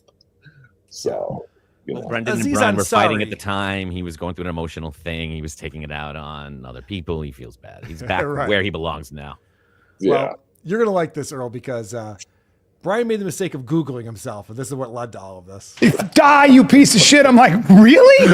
Really? Fucking, first of all, again, I'm way more critical, so you're not saying anything. Go fuck yourself. Yeah, but everything also, else comes to something you've said in a mirror at some point. But fuck, exactly. Yeah. I'm like, oh yeah, oh look, you're just. You seem pretty heated about it. Yeah. Which my favorite encourages them to make more. He texts me and he goes, "I made the mistake of looking at my own. Bryan, my name up." Yeah, he sent me the same thing. I was like, oh, buddy, don't. No, don't go down that rabbit hole. People are such shitheads. Yeah, if you're looking for everybody too. If there's more cope that got thrown in there. So it started with this whole thing. He's just like, I'm critical of myself. And then he's texting Brendan. He's texting Nick. He's texting everyone like, what the fuck? Look at all these people saying mean things about me. He goes, but they say mean things about everybody. Yeah.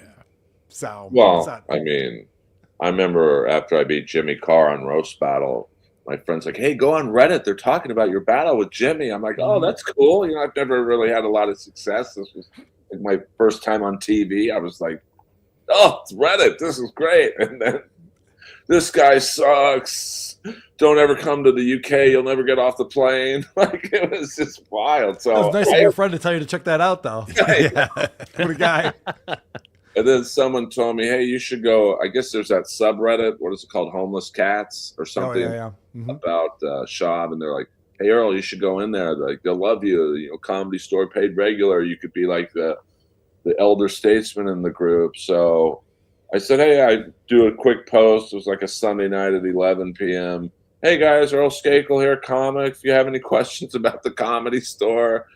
First question, 10 seconds later. I'm not kidding. It was 10 seconds later. How tall is Joe Rogan? And I'm like, oh, I don't know, about 5'8". You know, when I hug him, I'm 6'1".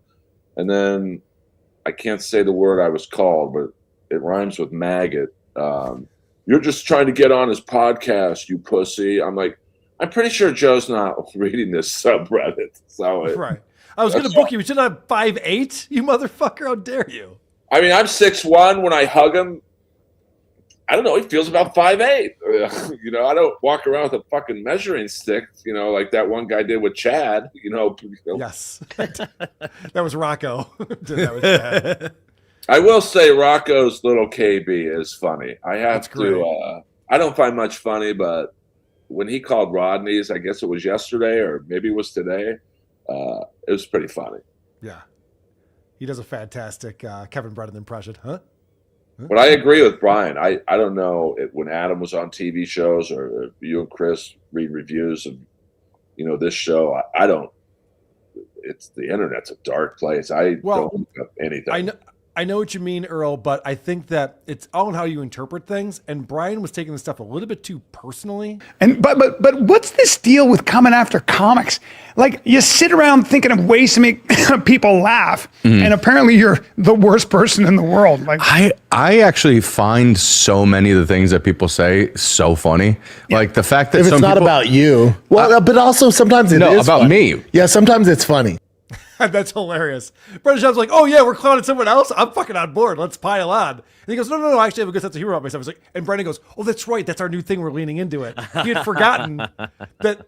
So Brendan's been doing a thing for a few months now. He reads questions on Patreon. He addresses the haters. And so now he's like, oh, that's right. It's funny when they make fun of me. I forgot.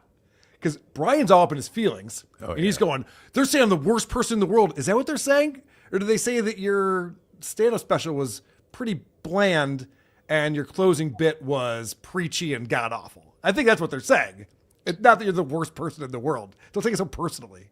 Well, I think Brian is, you know, he's a legitimate comic, you know, despite what I feel about him as a human. I could separate the two. And Schaub is more, he's almost in that Stuttering John. Yeah. Yes. Oh, he's a bigger lolcow than Stuttering John is in the grand scheme. I mean, I don't know. It's pretty, you know, there's a lot of blurred lines with what they both are, but yeah. But comedy isn't a sacred cow. The fact that Brian's just like, and what are they're making fun of comics now? It's like, all of us entertainers are opening ourselves up to criticism, of course. But I don't think any real comic likes criticism. Like, I certainly may have read a few things about my Hackamania performance that, hey, you know, I apologize for that. Jesus, Earl. No, you were right. It's one thing when you were right. I mean, but I think Schaub almost likes being talked about. Hey, they're saying something about me, you know, so. Right. Yeah. Brendan doesn't know what's going on. And so he's just been reminded by Nick that they're supposed to be leaning into it and saying, oh, actually, people on the internet are funny and we all think that they're really great. But it's funny as fuck. Sometimes they're good. It's really good. I've seen Michael Chandler's wife bought him a Bentley and it's black. First comment goes, even the Bentley's black because he fucking adopts those black kids. It's so funny. People are good. See how quickly that turned? All that had happened was Nick, which is why they brought this guy in apparently, has to be like, hey guys, let's laugh about it a little bit. Let's have a little bit of fun with this, rather than say people on the internet are so mean. They're saying I'm the worst person in the world. Like sometimes they have some pretty good quips and they take you down a little bit and you need that. And they're like, yeah, it is good. Brendan tells some story that didn't make any sense. No one knows what he's talking about. Yeah, I don't These guys are mind. funny. I don't mind when the singer is funny. Like someone said, I have the voice of someone who should put people to sleep in a methadone clinic. It's funny to me. Like so, but I don't think Schaub's smart enough to really know the difference between being made fun of or hey, they're just talking about me. It's great. Well, here's some more of the cope session that we see with this. Fun. Yeah. No commenters are going to say something meaner than things that New York comics already say to each other or to themselves. Like my friends, we used to like wait for each. If one of my friends is bombing, we would all get in the room and watch. Did you ever hear Kevin Hart? He'd be doing a joke, and Patrice and Neil would just go. Or he threw the phone book at him. And goes, read this. If you got it in your material on stage, he's all fuck. So it's very different when your friends are busting your balls and they're there for your set where you bomb and making you relive that in the car on the way home, and just some random avatar on the internet is saying that you suck. And the fact that these guys are pretending just like, oh my gosh, I got my balls busted so much. I don't care. It doesn't bother me at all. Really? Because you started this whole segment by talking about how much it bugged you and how you're upset that you Googled your name. You wish you hadn't. Yeah, I mean, anyone who says they don't care cares the most. Right. And that's why I almost believe Nick, even though I think he's trying to help these guys out. Just be like, because Nick even gives some examples where he's just like, yeah, people say that I must be really short because my feet don't touch the ground in this chair. It's like, yeah, this is a big chair. I don't know. I don't play in the NBA. I don't know what you want from me. So it's like he kind of has figured out how to roll with it, whereas Brendan Schaub has never figured it out, which is why he is where he is. And Bryan is quickly going down that road. Yeah, Bryan looks like the kind of guy who believes the good stuff. And the problem is if you believe the good things people write about you, then you have to believe the bad stuff. So you just avoid it all and you'll be fine. But real quick, you pointed on this earlier. What makes Schaub, he knows you have to like work out and be an athlete to fight. What makes him think you don't have to put equal effort into comedy or acting? I mean, I don't know. I mean, it's like the example I gave of being a fighter. Like I'm not going to be good at this. I better go train. But that's your mindset. Probably all four of our mindsets right now. I just think, Bryan's like, I'm a comic. I put out an act. You don't like it. Please don't be mean. Schaub doesn't even work on it. He's not out there practicing. He's not doing the reps that he preaches. Joe Rogan said he's good, so that's all he needs. Right. Yes. Oh, okay. Yeah. I mean, but you'd think he would know how hard it was to fight in the UFC. Okay, I'm going into basically the verbal UFC. Exactly. And, and has the headliner, he's doing an hour. And that's a long time, man. If you have maybe, say, 10 minutes, that 10 minutes goes by in about 4 because you're so nervous. Then you look up at the clock. You're like, fuck, I got to be up here another 56 minutes. Anyone from out of town? You see that with some of the Kill Tony comics, where they've been given instant fame and clubs want them, club like Rodney's or whatever. Okay, you got to do an hour. Well, how about the feature does 30 and I do 30? No, you're getting paid the money. You do the hour. So I think with Schaub, you would have thought he had the work ethic already in him to go, okay, let me go to open mics. Let me go to workout rooms. I mean, there's thousands in LA. He could have gone and he just didn't put in the work. And the fact my buddy Vinny Paulino books for the Comedy Club here in Rochester. And he's been telling me about these Kill Tony comics who get a name and then they want to come and perform. And a lot of times, it's their management who's reaching out to the club and booking them. And then Vinny's in charge of getting people to come out to see the shows. And so he'll go there and be like, holy shit, they're doing crowd work almost the entire time for every set that they have because they are not ready to fill that time. Well, I mean, and I like Kill Tony. I like I look at Kill Tony as like it's the new Gong Show. So, but I'm dating myself with the reference, but they're used to doing comedy in 1 minute, and in Kill Tony, you got Tony, you got Red Band, 3 celebrity guests, a band. So you could be up there for 10, 15 minutes. It goes by pretty fast. But, when you're at, say, the Comedy Zone in Jacksonville, so you look behind you, there's a curtain. And that's a long time to be up there. And I feel bad for them because usually, like, if you play that club in Rochester, Jacksonville, usually the MC is a headliner. He doesn't have a name. So he hosts. And then the feature act is probably another headliner who doesn't have the social media following or whatever. So you're following two headliners and you're used to doing 1 minute with Hinchcliffe helping you out. Yeah. Tony's not there. So it reminds me of Dat Fan, one of the very first Last Comic Standing. Yeah. And so they're like, hey, we're going to go on tour with this. And Dat Fan had 7 minutes at most. So, doing an impression of his mom in an Asian accent. And it was like, all right, well, I guess we got to have all the other comics fill the time. Yeah, I mean, and that 7 minutes was really Bobby Lee's 7 minutes. Right. So there's that. Zero. I mean, he beat Ralphie May, who Ralphie was a great, great comic. So that show wasn't great. They didn't really know what they were doing on that show, it seems like. Well, I remember my one friend, he auditioned for it, and on the TV show, they showed him auditioning. I think the judge was Jeselnik, and I think one of the Wayans brothers. But my friend said when he went in the room, there was no one in the room. So it was a fake how they shot it. And then they intermixed Jeselnik and Wayans critiques. And my buddy wasn't in the room. So it was very much a pro wrestling style show. Yeah, very. Reality television turns out to not be reality. By the way, this is big news. If you're following Brendan Schaub and the Homeless Cat, you'll be excited to know that Brendan Schaub's wife has announced she's starting a podcast.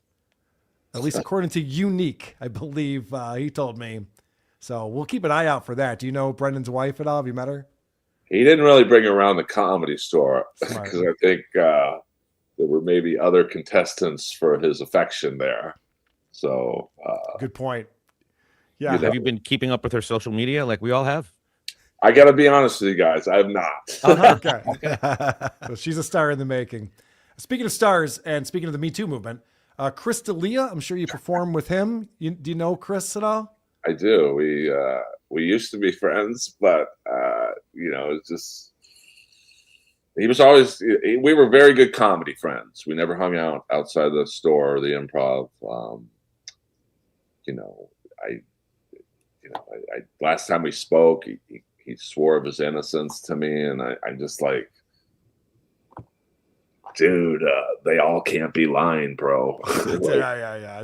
And I mean, there's too much evidence. If you've read the articles, seen the documentary, there's obviously screenshots and phone recordings. And what does he tell you? Does he say it's a conspiracy? I mean, this was a couple years ago, so I don't. He just claimed he was being set up, and by who? I mean, I don't know, the cabal. I don't know. It was tough. Watch out for those guys. I mean, it was just like. Is that an improv troupe? Are they local? What? No, they open up for Kill Tony Comics on the road. It's a quartet. I mean, it's tough. Like his friends, like me, were like in a tough situation. Like, I cut the cord. That's how I do it. I just. And he was very public about feeling abandoned by people that did that. He was very vocal about it. I mean, I don't think he was talking about me. Probably people who. I think he was talking about you. Actually, I have a feeling. I think your name came up a couple times. No, he wasn't. That's Skakel. That son of a bitch. It's just like I didn't know what to say to him. Like, hey, Chris, how you doing? Like, I know how he's doing. Yeah, it's brutal. So, I mean, no one's really replaced him though in the LA scene. There's not a big dog in the LA scene anymore. Like, well, I know he does theater still. He still tours. He's got dates all the time. Is he doing local spots, or has he been shunned from that community? Well, he's definitely was shunned at the Comedy Store. I mean, he was unofficially banned. I knew it was bad when he messaged me one day saying, "Hey, how do I get back in?" I'm like, "Oh man, you fucked up if you're asking me for help." And I think he was getting spots at the Improv, but then there was this girl by the name of Alice Hamilton, who really funny comic, but she really took on that fight, and she would stand outside the Improv with a sign saying, "Hey, Improv, book better rapist." And, like she went hard. Like I think. Wow. Yeah, I mean, she. Well, okay. I am critical of his comedy. I'll be honest with you. Let me tell you where I stand on Chris D'Elia. I don't understand why he's a famous comic. I'm sure his acting ability is fine, and he's been in some TV shows and things, but he's not quick on his feet. He's got a podcast he does by himself called Congratulations. This most recent episode he did, he starts riffing. He does this thing. It's very just much, just whatever's going on in his head, and he goes off on tangents and tries to come up with jokes along the way. And boy, does he not stick the landing on this one. He misses by a mile. Talbots, dude. Is that women's clothes? What is Talbots, dude? Talbots sounds like a fucking children's show that was around in 1987. Talbots on after. I don't know. Kind of trailed off there, Chris. Keep going. Yeah. He set himself up for something, and then he's just like, I don't know, whatever. He's just exhausted. He doesn't care.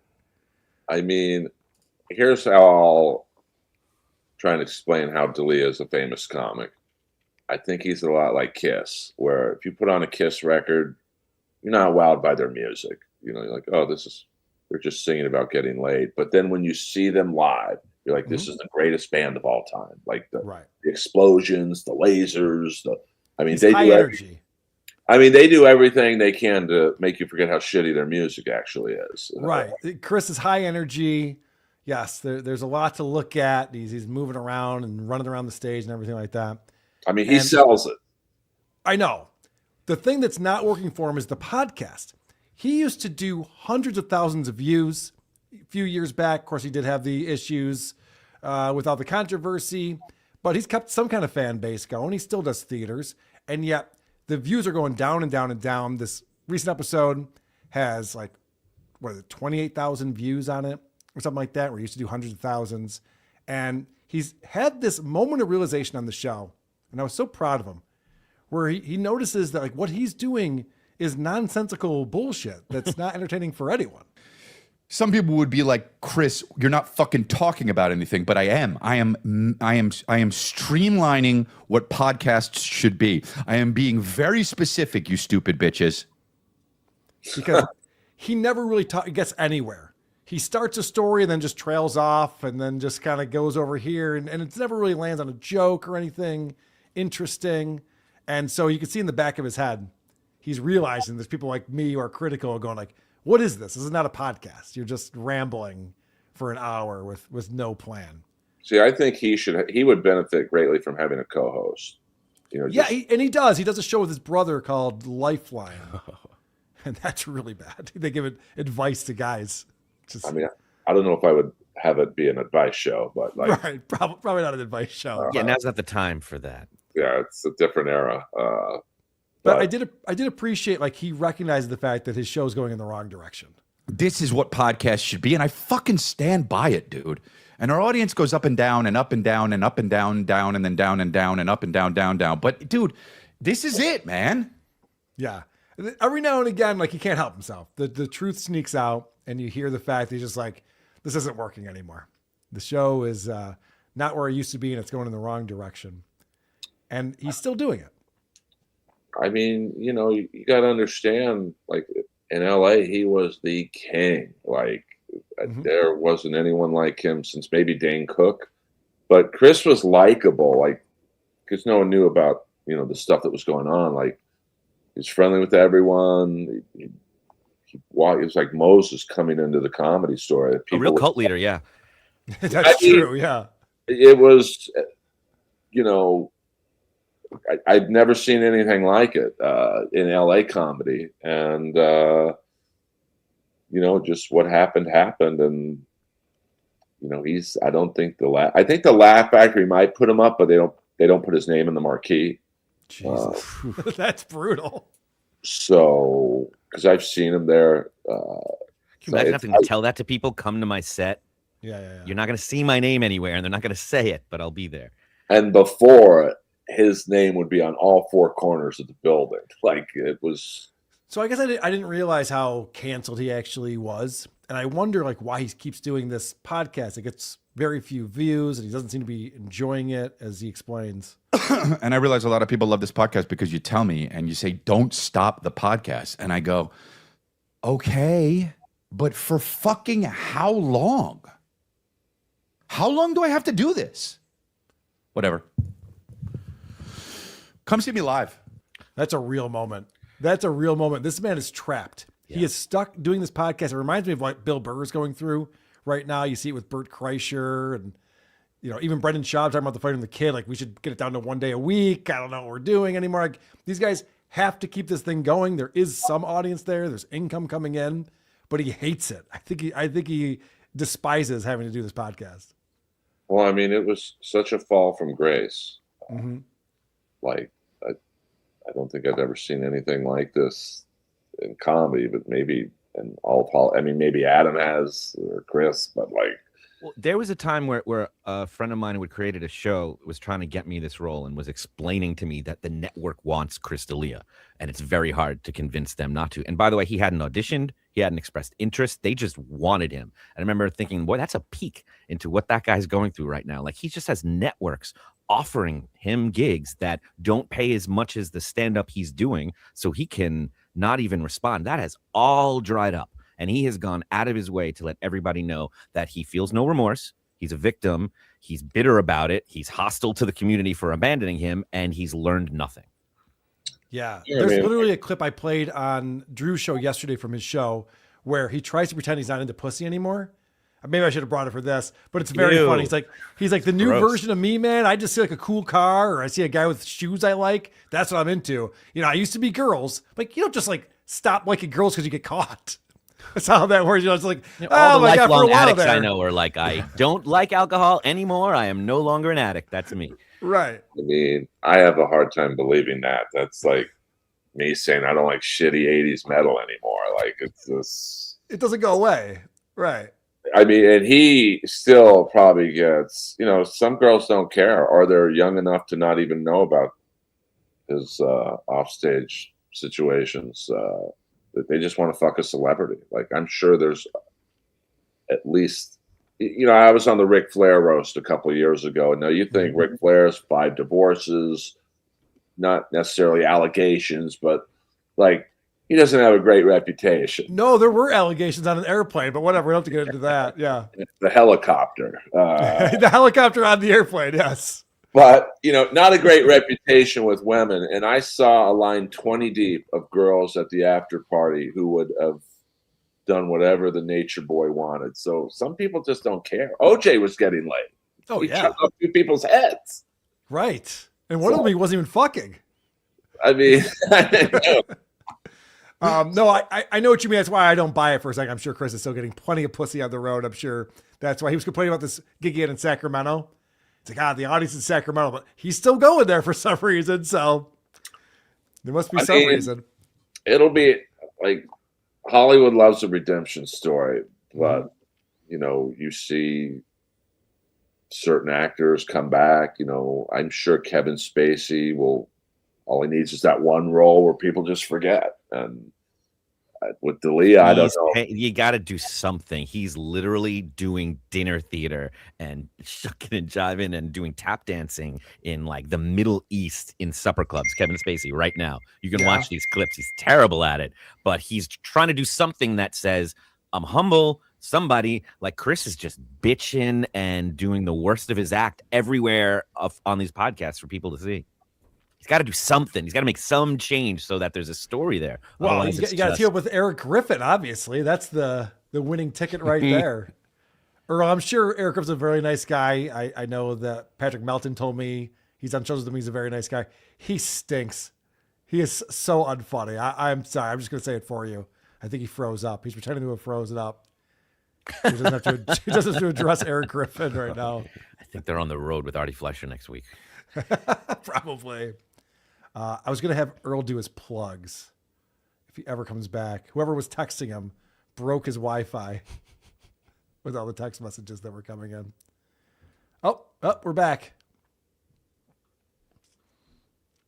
Sorry about that, guys. Something was going on with I think the cabal was after me. I knew it. Earl, I just wanted to give you a chance to tell us about what you're up to. Do you have a show people can check out? Can you hear me? I can't hear you guys. Can't hear me? Okay. Fuck. Go out and. All right. I don't know if Earl's going to come back, but Earl's a regular at the Comedy Store. And check him out wherever you see Earl popping up, like right here on this podcast called. Damn it. Can you guys hear me? I can hear you. Can you hear us? Okay. Yeah. Now I can. Sorry. No worries. Earl, So- I was just asking you where people can find you. What do you have to promote? I mean, if you think Delia's views are low, go to my YouTube stream. Just YouTube and Instagram, Earl Skakel. And, but I guess to finish my final thought, like, I don't know if Delia can come back, movies, TV shows, it's, and his dad is a huge producer. So, Right.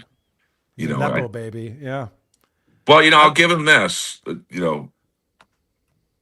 it's like when I talk about the Ultimate Warrior, fan of his wrestling, not a fan of his political views. I will say, before the allegations, he was the hardest working comic I ever saw. I mean, he would be at open mics. But I just don't know what network would take a chance on him. It's just, I don't know. He'll have to go away, but if you're doing theaters, you're not really going away, and they're selling out too. Yeah. No, he does very well when he's on the road. And also he sells tickets. Yeah, people don't care. I mean, look at, Jeremy Piven sells out. He was basically Me Too'd out of Hollywood. Hey, I'll get into comedy. Yeah. So, I don't know. It's discouraging when you see, I don't know why people think, hey, I'm a failure at this business. Let me get into stand-up. Well, they think it's like a personal appearance. They think it's like a convention, but I have a microphone. Everybody says I'm funny. They don't realize it's more than that. And since, like you said, they sell tickets, they'll take a chance. Well, Earl, if it makes you feel any better, they all think they could podcast too. Yeah. Yeah. So I'm offended as well. Yeah, you're looking at one of them. I mean, I think the Gilgo Beach Killer could sell out theaters. Right. Is he appearing? Is he? I'd go to that. Yeah. Hey, he's on Netflix. He's got 5 episodes. All right, Earl. Thank you so much for hopping on and sharing your thoughts on this. I appreciate your perspective on things. Yeah, no, I appreciate you guys. I listen every day, and I have one request of producer Chris. Over your left shoulder, Chris, is a fat picture of me. Can you just put, I don't know, can you put Joe DeRosa's face on that body? Because That better? yeah. Put Stuttering John's face on there. Anyone. Like, I can't look at myself. It looks and that like Joe DeRosa. Are we sure that's not him? A lot of people call Joe DeRosa a mongoloid version of me. So Right. Or I'm a mongoloid version of him. But No, I love you had it right guys. the first time. Thanks, Earl. Good to Thank talk you, to boys. buddy. We'll have Earl back on the show again. That's great. I love his perspective on things. And the fact that we were talking about the golden hour and Brendan was waxing poetic about how much fun they were having in the LA comedy scene. He's just like, I want to weigh in on this. So very fun. All right. We have Stuttering John stuff to get into. We have the 911 calls for the DoorDash driver. We have John announcing his final show and claiming that yesterday's was his final show. A lot of fun things to talk about. But first, we're going to head over to supertip.gg/WATP to support the program like Labyrinth Mystic. Seriously, fuck Opie. I have to help him remove his hat with a fist. Adam, I didn't know about the Patrice connection. He brought so many together. Yes, he did. We haven't talked about that in a while, but yes, Adam and Patrice were buddies. Yes, we worked on a show together for Fox for a season where we were like a pair. So we went to and from work every day together, and we became close friends for a short time. And he was the most brilliant stand-up I ever knew. I believe it. Pepito, the world's largest cat. Patrice has more energy than this guy. I see what you did. I get the joke on that one. Cup of Time says, hey, Earl, Vinnie Vincent was the only good musician Kiss ever had. Be nice. Does he have a thing with? I know he mentioned the guitarist from Kiss, but does he have a thing with Vinnie Vincent? I think people are just sensitive about Kiss. PL says, Earl, did it smell like Updog at Hackamania? I'll answer for him. What's up, dog? Oh. Sick. OG Mumbling Nick is here in the chat. Hey. I pushed back against Stuttering John on many topics, but tried to avoid addiction. I know Stuttering John is not ready. I didn't want to exploit it, but he would not drop it. That's exactly what we were saying. He would clearly not drop it. We were watching that, and I'm glad that Adam pulled a package together because that really just John needs you to agree with him that he doesn't have a problem. You can't just be like, all right, whatever. Agree to disagree. Moving on. Nick didn't have a chance to disagree. Right. No. Well, all he did was say that one time. He's just like, well, I mean, just because you're not drinking at 4:30 afternoon doesn't mean you don't have a problem with alcohol. That's how John started that whole thing. Mm-hmm. I have a water and a Monster Energy drink. I need to hydrate, and I'm very lethargic. Why do you think I'm an alcoholic? That's two of the reasons. Nick, you handled it perfectly, and we're very did. grateful. I agree. All right, let's get into Stuttering John and this DoorDash saga. Bloody ass. Can I get a little sympathy? Because I got a bloody ass. I'm bleeding generously because I got a bloody ass. All right, so what happened was Vince the Warrior got a guy on DoorDash to go to John's house to deliver a 22-ounce can of Heineken beer and convince the guy to really stay with it. Even though John's got signs to say, I don't want any deliveries. He only writes it in Spanish for some reason because I think he's racist. And he now has the Nest Cam where he can yell at them through his phone to go away. This guy was not going anywhere because VTL convinced him, no, this is a good bit. Stick with it. And we played that clip on WATP recently where John actually went outside and confronted him and said he was going to hit him if he didn't leave. He got violent. Threatened him with his toenails. Threatened him with his giant toenails that he couldn't cut because it was broken left wrist. So Miss Judy, friend of the show, decided to have the DoorDash driver on her show. Wow. And John did not like this one bit. He was pretty upset about it. I discovered that guy. Yeah. It's like, who's the guy he claims he discovered? Jeff the Drunk. It's like this Jeff the Drunk, this DoorDash and High Pitch driver. Eric and Eric the Midget. Right, that's true, yes. John claims he's discovered them all. So this is John addressing what Miss Judy did. Oh, I see that Miss Judy, fuck the Miss Paul, we don't Miss Judy, decided to have the door harasser on her show. So in other words, Miss Judy, it's okay when you go batshit crazy when Vince orders you a delivery to your house. As I can recall, maybe Dicka could give me the tape or Vegas Beer Sells Jerry. As I recall, Miss Judy, you weren't very happy about it. You were very angry about it. I got to be honest, John's right about this. I got the DoorDash driver's number from Vince the Warrior too. I didn't get in touch with him or anything like that. I'm not celebrating fucking with people in real life. That's what Vince brings to the Dabbleverse. That's the bad part of the Dabbleverse that leads to all sorts of horrific things, lawsuits. And so Miss Judy, when she had the DoorDashers come to her place, and she was so upset about these people and, oh my gosh, they're not getting paid for this time and I don't have money for them. And she wanted to give them money. And she's like, how could you waste someone's time like this? And then it happens to John. She's like, oh, let me exploit this person and get him on the show. No, I didn't see the interview, so I don't know what was said. Well, I do know that when Judy was upset about the stuff being delivered to her house, she was upset at Vince, and she took her anger and emotion out at Vince, the person who did it, and made sure she was upset because now she had to make sure that driver got taken care of. Yes. That's what she was freaking out about. Right. Very different to what John is upset about. That's and true. Who John's upset about. He doesn't blame Vince. He blames the corporation DoorDash and whoever this driver is. That's true, but Vince is the reason why this happened to John. Yes, of course, and he doesn't blame Vince. He won't touch it. No, I know, I understand. So the audience essentially, knows. Miss Judy, you are a fucking hypocrite. You hated when you got the delivery, didn't you? You were all pissed off.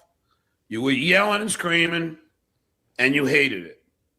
But yet, when you have the opportunity to have this asshole that wouldn't leave my porch, you have them on and reward them for their bad behavior.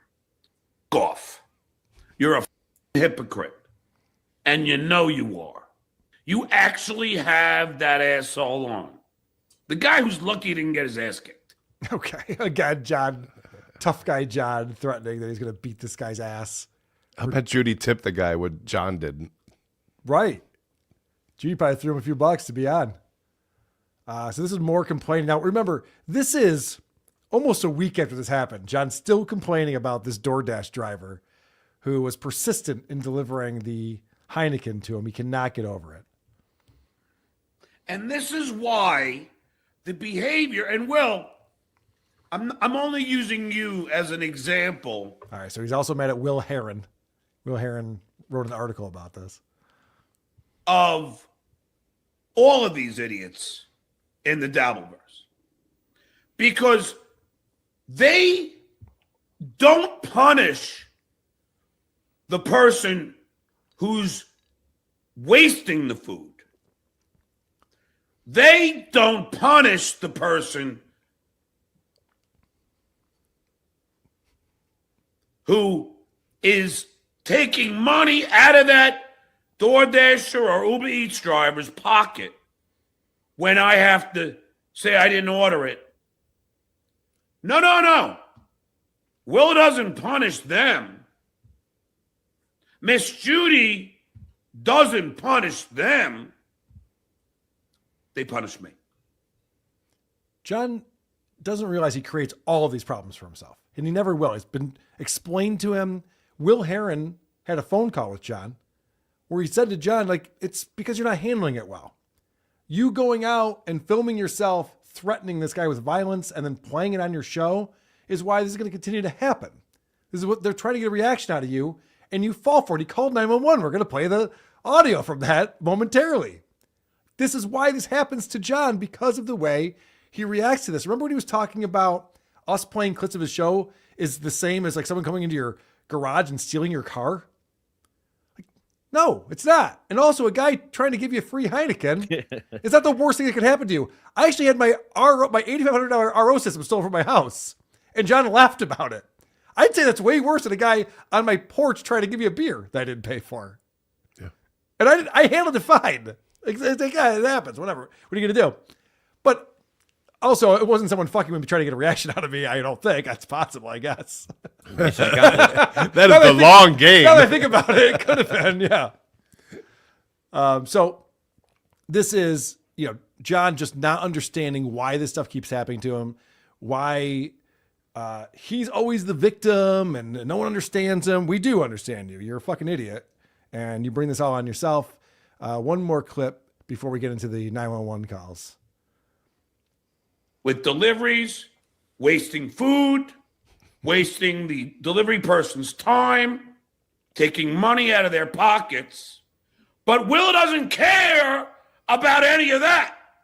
Will only cares about how I react. So again, everything is washed away.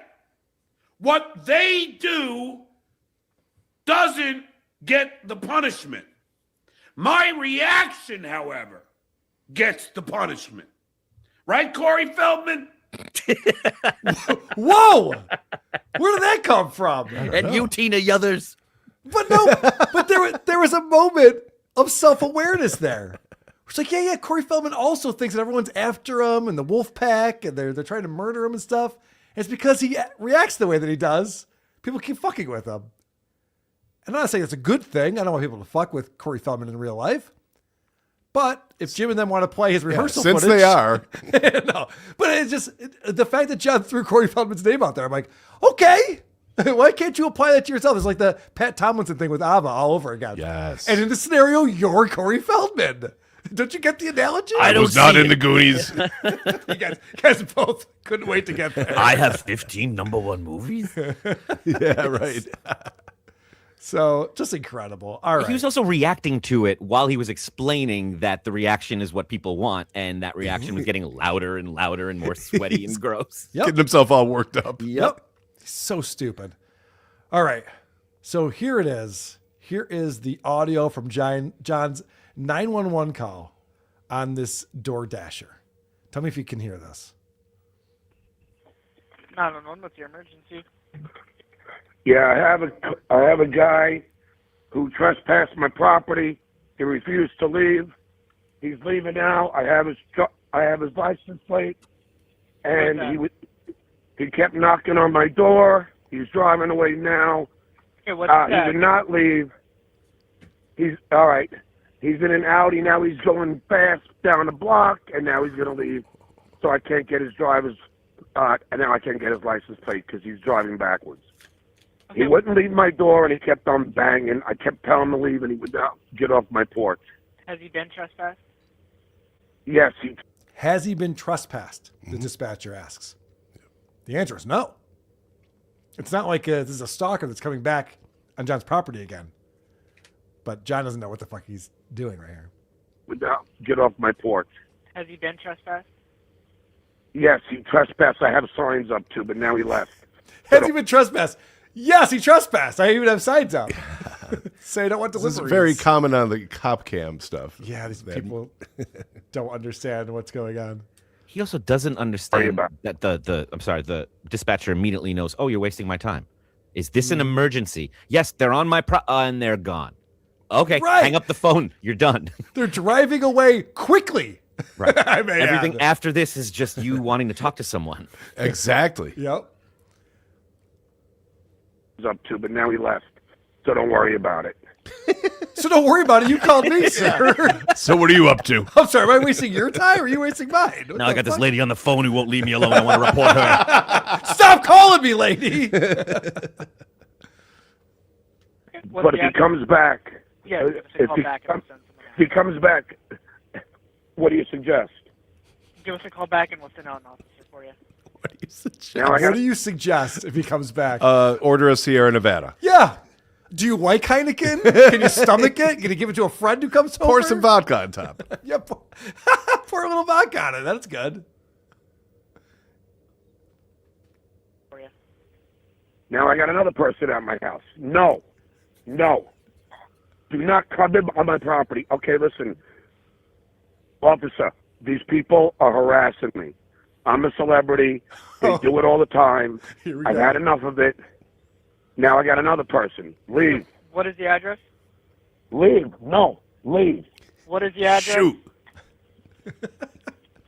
Now there's a bug on me. God damn it. But it rains and pours over here. I'm a celebrity. Get me out of here. There's a silverfish in my basement. Yeah, right. How did that get there? You tell me. What would you do? These people constantly are harassing me. This person sent me a pizza. Here she comes now. I did not order anything. Go. I didn't order anything. Okay, No. white, black, or Hispanic? No. Listen to how he's dealing with this delivery Down. driver who's just trying to bring him some Papa John's pizza and a 2-liter Pepsi. That's all they want to do. He sounds like an old man who's scared and doesn't know what's happening. That's the only reason you would justify calling the cops over somebody delivering a pizza.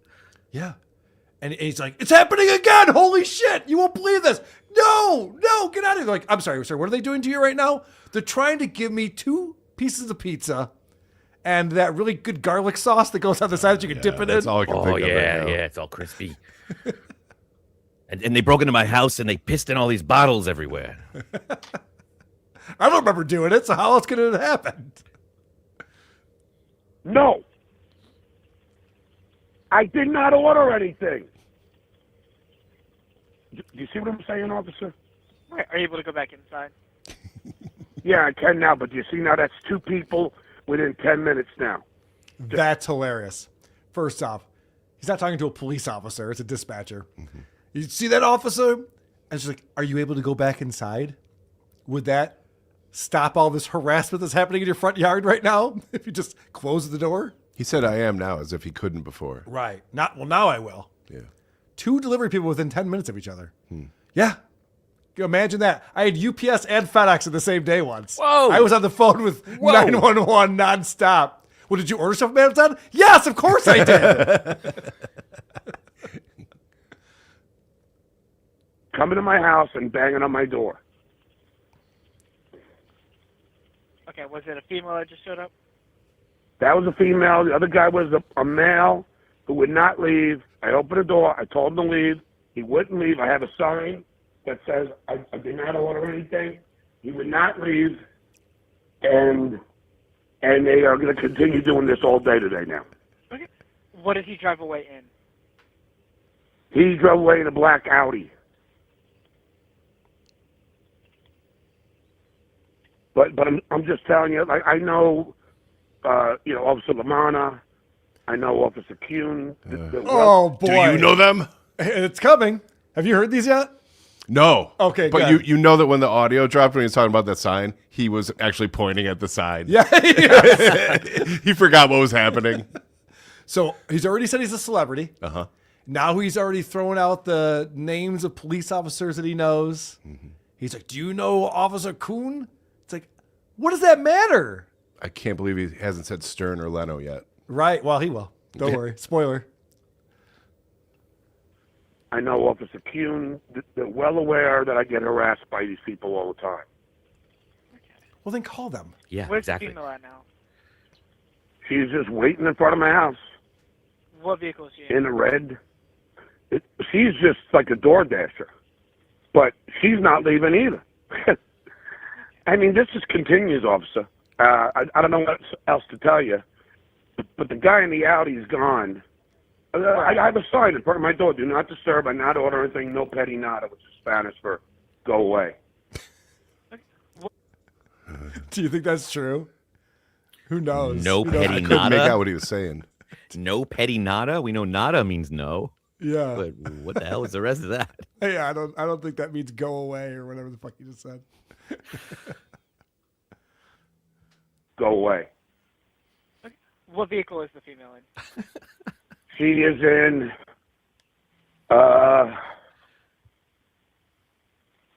Let's see. A red car truck SUV. Yeah, she's pulling away. A Tuscan. A Tuscan? And she's not leaving either. See what I'm saying? Like, they don't leave. Like, they just... He means a Tucson. A Tuscan Raider from Star Wars. We're trying to pin it all on the black Audi. So can we go back to that? Yeah. I like this dispatcher's just like, whatever. All right, so what kind of car is that DoorDasher driving? Yeah. Who cares? Oh, you can Let's go inside. start with the basics. Yeah, and this one even has the Papa John sign on the side. I think it must be a magnet or something. Probably could pull it off when they're not working. Yeah, right. Delivery person, right. They don't respect if I say she's in a red Tucson. Tucson, right. She's not leaving either. She's staying in front of my house. The last guy was in a black Audi, and and he left, but he kept knocking. He wouldn't stop knocking. That must have been scary for you. But I mean, there's nothing I can. Edgar Allan Poe fucking poem all of a sudden. And my house was not a rockin'. Yeah. What did the Raven do, John? But I mean, there's nothing I can do, officer. Is there? You can ask. I'm not an officer. I'm just dispatching, but you can ask the officer. For the last time, Yeah. sir. Jesus Christ. Could you imagine if an officer was wasting their time with this horse shit, you idiots? You get paid $13 an hour for this. Yeah. At this point, I wouldn't bother. I think they're gone. But it was an emergency because the guy wouldn't leave. Right. Like he would. How Yeah. funny is that? Do you want us to send an officer? Well, no, I guess trouble's over. I guess the danger is ended. But it was an emergency. You agree with me, right? I was in danger for a minute there. So where you from? Yes, you were, patting his head. Yeah, no, you were in a lot of danger. Thanks for calling. What are you doing after this? And this woman's not leaving. She's looking at her phone. Oh, she's finding where the address is to the next delivery. Okay, now I guess she's going to go deliver some more stuff. Looks like she's doing her job. Such an idiot. There's a stop sign in front of my house, so they might just be. They might just be stopped. It is a 4-way stop. Right. Like he would. Go ahead. Oh my gosh. Go ahead. E-Rock. John needs a rape whistle. That's a great idea. Oh my God. When a delivery person shows up with something that he didn't order, just blow that right in their faces. Get the neighbors involved. Right. Like but he would. Go ahead. You don't want any officers now? No, but you know, I mean, like, could I ask you, like, what am I supposed to do? Because I don't want to get I don't want to have any legal problems. But what am I supposed to do if I ask the guy to leave and he will not leave? Do I have every right to remove him physically? Wow. So John's been gaslit into thinking that a stand your ground state means that if a guy's like trying to give you a Heineken, get the shotgun out, take care of that problem. It's like, no, he's not posing a threat to you. You can't physically harm them, you idiot. And he's just like, I want you to go on record right now and say I can punch the next guy who shows up. I think that's all this is. I think you're exactly right. I think it's why he's all This worked man up. just said I could. Yep. He wants to kill someone. Over Heineken. Over Heineken. It's skunky. Because that'll teach the shitware. Yeah, right. And guys, we've talked about this before. Performative John can get very boring. He thinks he's putting on a show for us. This is the most fascinating version of John. When he's not putting on a show, this is literally how he thinks. This is his real mindset. This is what he's talking to a dispatcher on 911 about. Whether or not he can punch the next person who shows up with pizza at his house. That's how he sounded on the phone with me when he was trying to figure out how to not rewind YouTube. That's the Right. voice. That's the kind of bland but full of emotion, just helplessness that he has. That sucks all the energy out real fast. He's very confused. Like, what do I do? What would you do in my situation? I'm a celebrity, and these people show up and they're trying to give me gifts. He's already had this conversation in his head, and he's waiting for you to say the right things that you never Right. do, so he never knows how to handle it. He wants permission to kill someone if they come to his door. He thinks this is setting up a precedent legally. He thinks this is like... This is the legal precedent he needs. Your Honor. By the way, we have a P.O. box. You can find it at whoarethese.com. You can find the address. And I fucking hate when you guys send me gifts. My wife has to go pick it up from the store. She has to drive down there and get it. It's very irritating for everyone She involved. slipped and fell. So please, do not send me cool shit. This man does not represent me. Do I have every right to remove him physically? I wouldn't know for sure about that. I can. What about mentally? Call you though. Can I write off? So she goes, I mean, do you want me to ask a cop for you? It's like, I'm not going to give you permission to beat someone up. I can't do that. I heard a heavy sigh. When... Yeah. This is not what this is for. Again, I'm not an officer. I have not studied the law in any way. I wouldn't know for sure about that. I can have an officer call you though, and he'll be. Yeah, please have an officer call me because this isn't going to go on now for a while because now they think they can just knock on my door and I won't do anything. You know, because I don't want to get arrested. I never have been. So, I mean, you know, if you could, just have an officer call me, you know, or, you know Philip Lamanna? I've heard of him. Oh, yeah, he's my friend. Okay. You know, I was on the Howard Stern show. And I said, you know. So he throws out the police officer's name again. And then immediately he's like, you sound hot. You know, I was on the Howard Stern show. Are you a fan? It's insane. Heard of him. Oh, yeah, he's my friend. Okay. You know, I was on the Howard Stern show, Tonight Show with Jay Leno. And, you know, I've been in entertainment all my life. And every time I stream, meaning do a podcast, they send people to my house to harass me. This is an occurrence that happens nonstop. Okay. What is your name? All right. I'll have an officer call you and confirm blocked restricted phone number. Yeah, thank you so much. And I'm sorry to bother you. This is just like the guy wouldn't leave. Right. Of course. You did the right thing. All right, thanks. You're a good boy. He needed that reassurance too. Yeah. So you heard what she said. You're going to get a call from a police officer. It will be a restricted number. This restricted number calls John multiple times. John doesn't answer. No. He's afraid of restricted numbers. So he never answers. So the next day, he calls back to 911 again. This is the second phone call to 911. It's unbelievable. Cape Coral Public Safety, this is Kathleen. Hi, Kathleen. I called yesterday. I had a guy, a DoorDasher, come to my door. I told him I didn't order anything, and I asked him to leave. He refused. I have it all on video. I called DoorDash. I have the person's phone number who egged the guy on to trespass and not leave. I have the video. I have his car make. DoorDash said to file a police report, then you guys will be able to find out who the perpetrator was.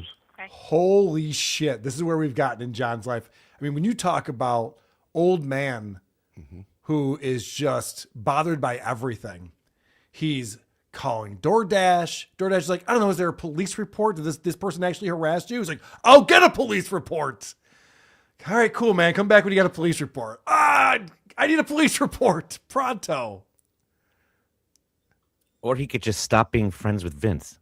Yeah. Or you can just ignore the door. It's fine. He was going on about how you and I aren't tough guys. This is a tough guy. I know. This is insane. Or you know what else he could do? Is he can just walk up and have his ID near the door. Because that's the thing that bothers him so much. It's like, then I got to scramble and find my wallet and my ID. My ID's in my pocket right now. Why wouldn't it be? Oh, in your Whoa, what a pocket. big man. Whoa, whoa, whoa. I'm just saying, like, you could literally just have your ID on you, John. And then when someone sends you beer, you just get up and grab it. Yep. And then it's all over with. And then they stop doing it. I've had people send things to my house and you've never heard me talk about it. He's broke and eating frozen 7-Eleven pizza and squishies. Take the beer and be grateful. It's literally what you want. I mean, you're sitting there like a cartoon going, I wish someone would give me a free beer right now. Ding dong. I hate you. I'm going to kill you. I'm calling the cops. Like, what is going on with this guy? Any attempt to help him in any way results in the opposite. He's also offended by Heineken, but chugs Busch Lights all night. Didn't realize you're a man of refined taste, John. We'll get some better for you. Well, sometimes I put a little vodka on top. Yes, we'll get you some Old English malt liquor next time. Sorry. Okay. So Did you call yesterday about it as well, or no? Well, last night while I was going on, while the guy wouldn't leave. Okay, so did police come out yesterday as well? No, they were going to call me back, but I don't know but it came from an unknown caller, and I didn't. Okay. I didn't know if I get a lot of trolls calling me. I didn't know. They literally said it's going to be a restricted number. Yeah. And so he never answered the phone. I didn't see a picture of a cop pop up. Cop-a-troll. The You have fact to that answer. the cops are putting in protective measures to protect themselves makes no sense to him. Right, yeah, He's why the would they do only that? one. So yeah, but I'm friends with the Cape Coral police. I don't know if Philip LaManna and John Kuhn. They knew who I am. Do you want an officer to come out to you then? Yeah, I got to fill out a report. I want to show them the video. Okay, what's the address? I'm sorry, 176. All right, I'll stop it there. Yeah, so he literally needed an officer to come out to file a police report in order to let DoorDash know that he was harassed by this DoorDasher in order to get VTL in trouble by someone? Nope. He puts all the effort in the wrong places. Right. Like, what does he think is going to happen? Like, Vince is going to get his comeuppance? Who's going to be involved in this? Does DoorDash have a security force that deals with this sort of thing? Yeah. They have their own law enforcement over there? Unbelievable. Every inconvenience in his life has been concretized into one thing, and it's all this one enemy. And every time he has to get up off the couch, it's like, oh, these enemies are making me do this. He's going to kill someone. Yeah. Yeah. He will kill someone, and he'll be justified. He'll feel justified, and he'll act like that's his only choice. What would you have done, Adam? Yeah, it's like the end of the movie Carrie, though. Then Vince pops up again right at the end because he's still around. By the way, thanks to Vince for sending me those 911 calls as well as the police reports. Normally I don't like things. I don't like things that Vince sends me, but this one was But we don't encourage this. We don't encourage this behavior, but the way John reacts to shit. You know who else he called was Miss Judy after this occurred. This is Miss Judy on her show today with VTL playing John's voicemail. Miss Judy, this is Stuttering John. I think it's important for you and your friend that you call me because it's important. Just trust me. 747-213. Oh my God, Well, this I is mean, great. It was weird when I heard it. I was like, why is he calling me? This is so bizarre. Because the last time he called me was when he was very friendly and happy because I had helped to get him that hotel room. But then he threw a tantrum when, why did he get mad? He got mad because you had shared texts with Rocco or something. So that's the type of message John leaves for you. I've gotten these voicemails and text messages. Call me. You're my only help.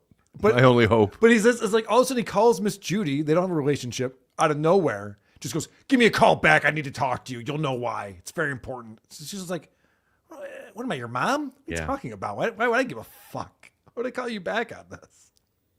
Everybody's an employee of his that is in big trouble. Right. Yes. Everyone has to do whatever John tells them to do immediately. And how unaffected she was the last time he was upset. She's like, he was upset about something. Who can remember these things?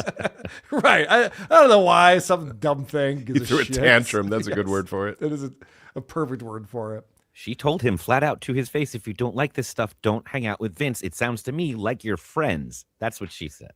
Mm-hmm. All right.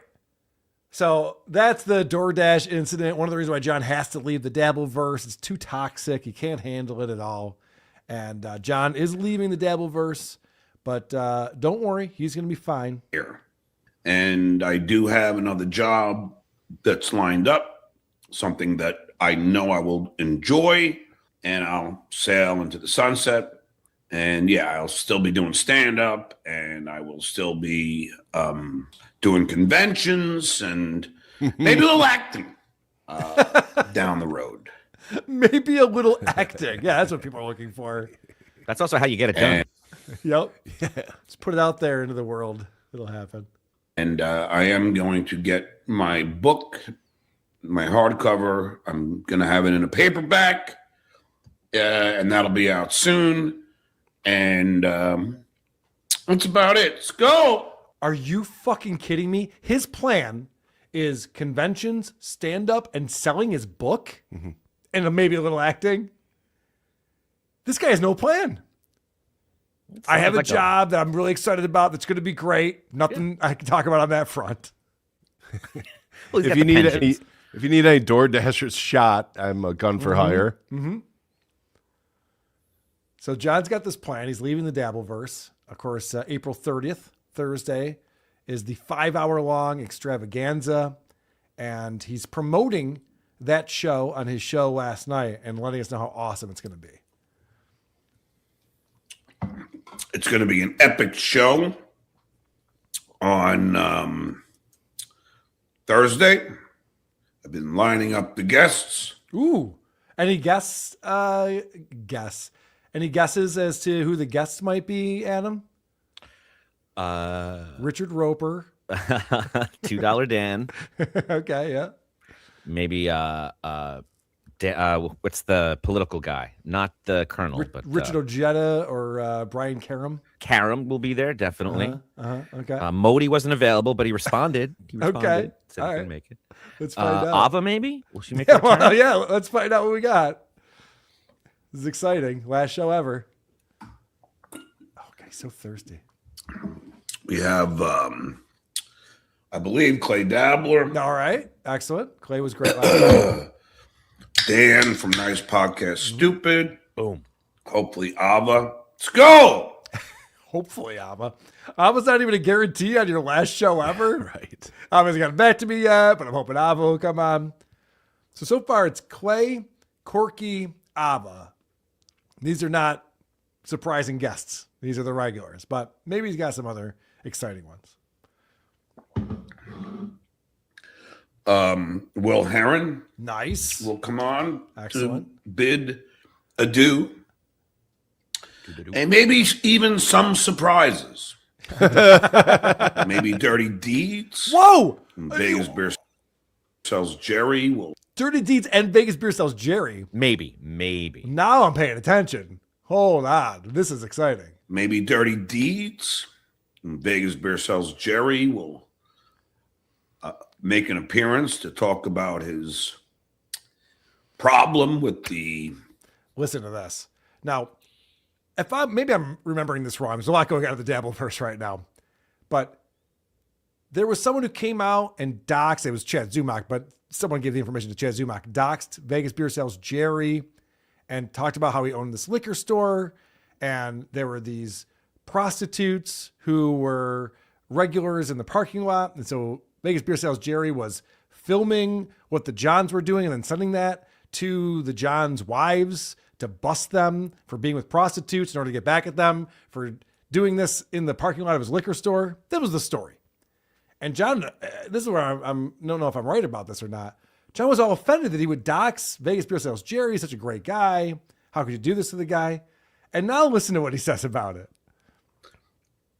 Prostitutes in his parking lot,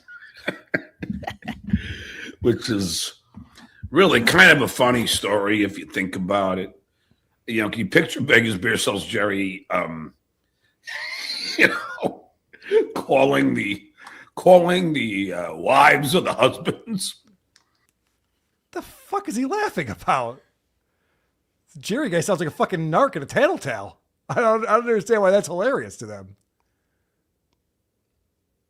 All of a sudden, this is a funny anecdote that we're talking about. I guess Vegas Beer Sells Jerry is over it. I guess it's fine that people know this now. All right. So that was the beginning of his show last night. He's like, Thursday, big show. We're going to have all these guests. It's going to be so exciting. And then at the end of his show last night, he pulls the old switcheroo on us. All right. Well, it is true.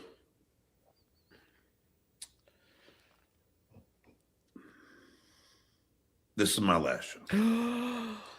So I do want to wish you all well. And what can I say? I want to thank my guest today, Nobody. And I want to thank all you generous super chatters. Go! Why would it be his last show? I thought he had 2 more shows. And I'll see you somewhere. Maybe doing stand-up, or at a convention or something. And I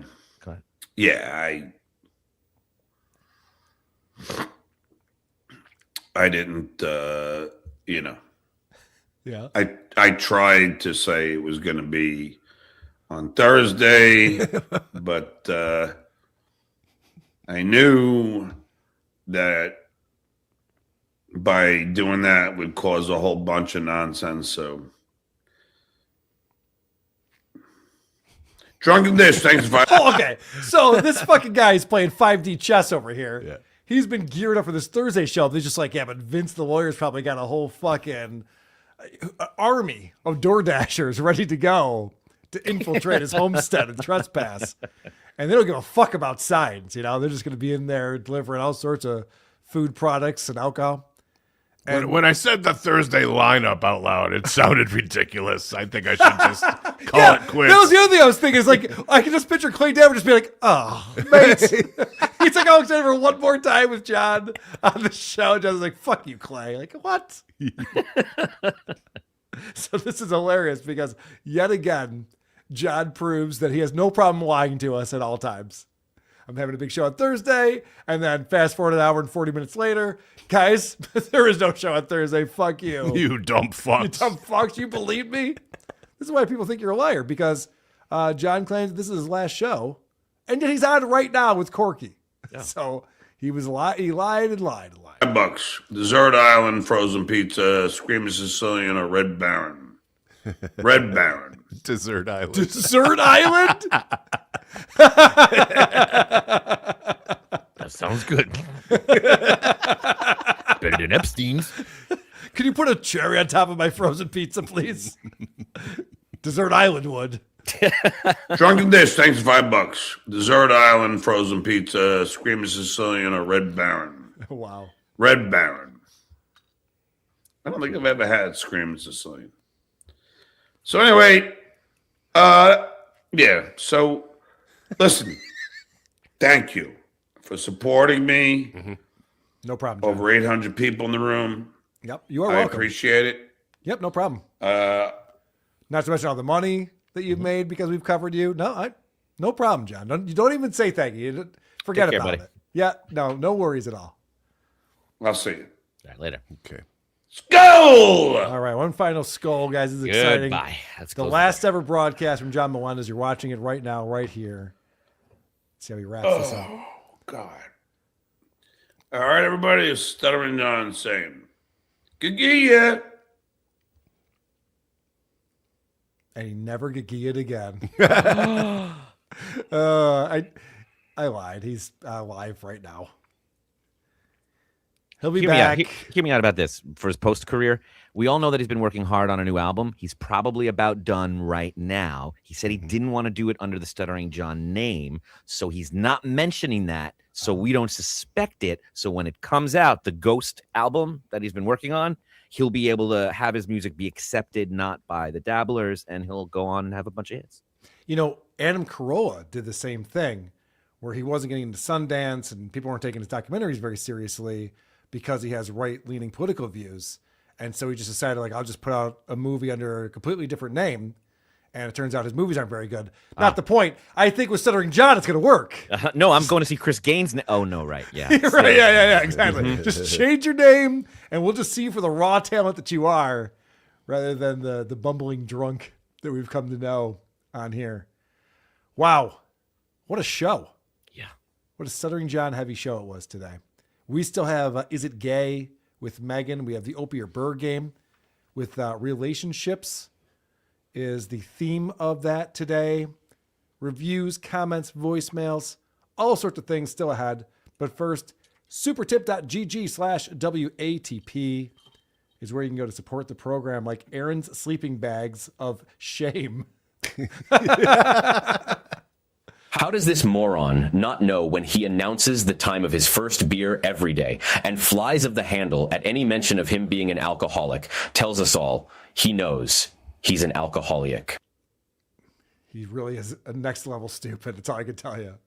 Officer, if an Ooga Booga child comes to my door trying to sell candy to raise money for his basketball team, can I use Knicker Chaser to frighten him?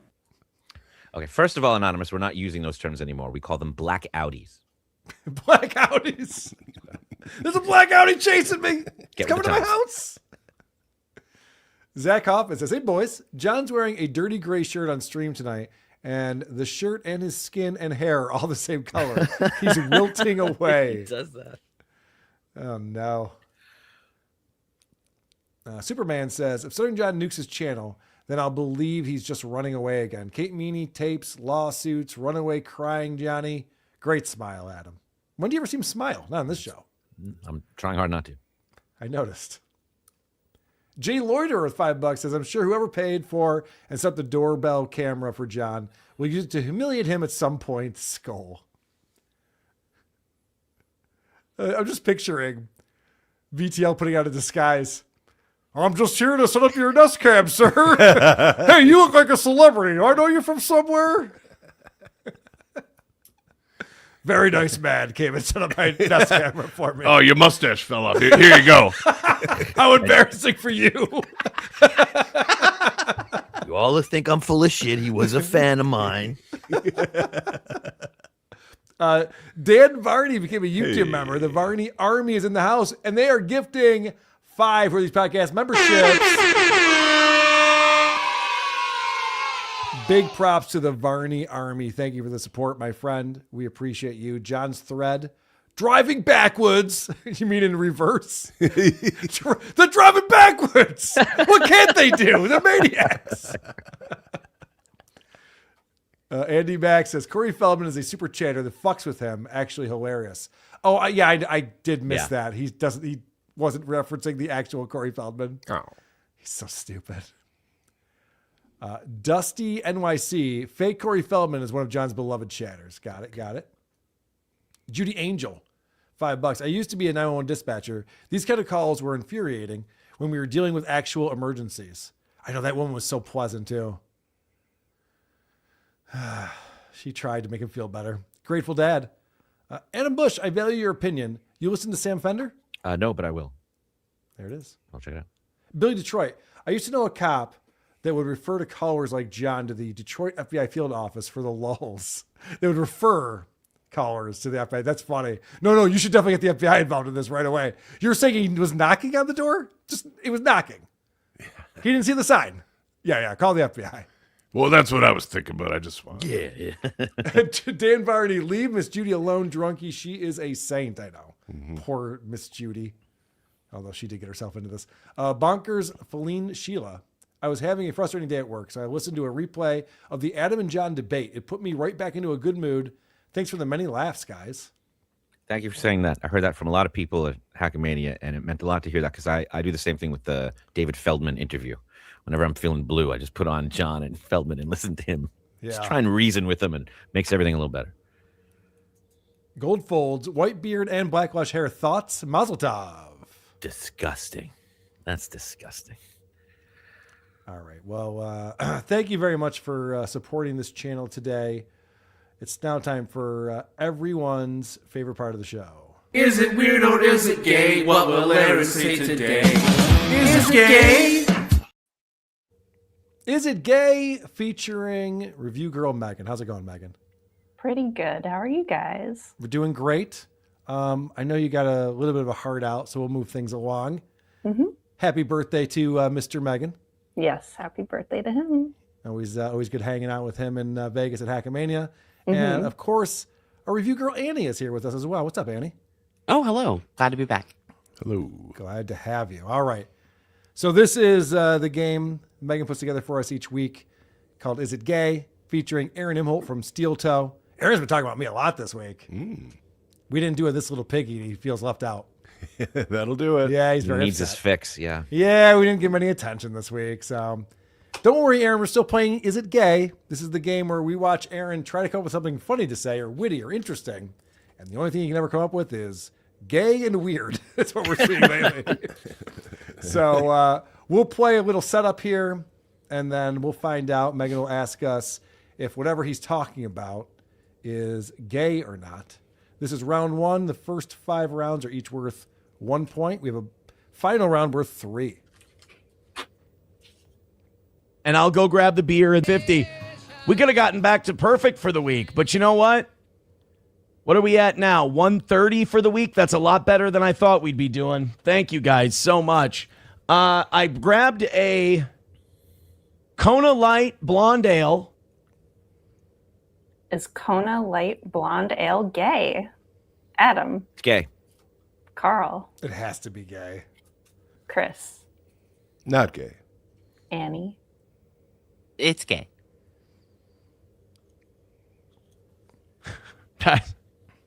That's some gay shit right there. Of course it is. Aaron, that's all you got. Yeah, Aaron did a drinking stream in order to make money the other day where he shotgunned a beer. He held it up. I've never shotgunned a beer before, but I've never seen somebody hold it up before. Yeah. Instead of on the side. Yeah, I mean, he seems like a cool frat guy. He probably knows what he's doing. He didn't Did he want just to start get confessing everything? Dude, he got so drunk, but he'll do anything for money.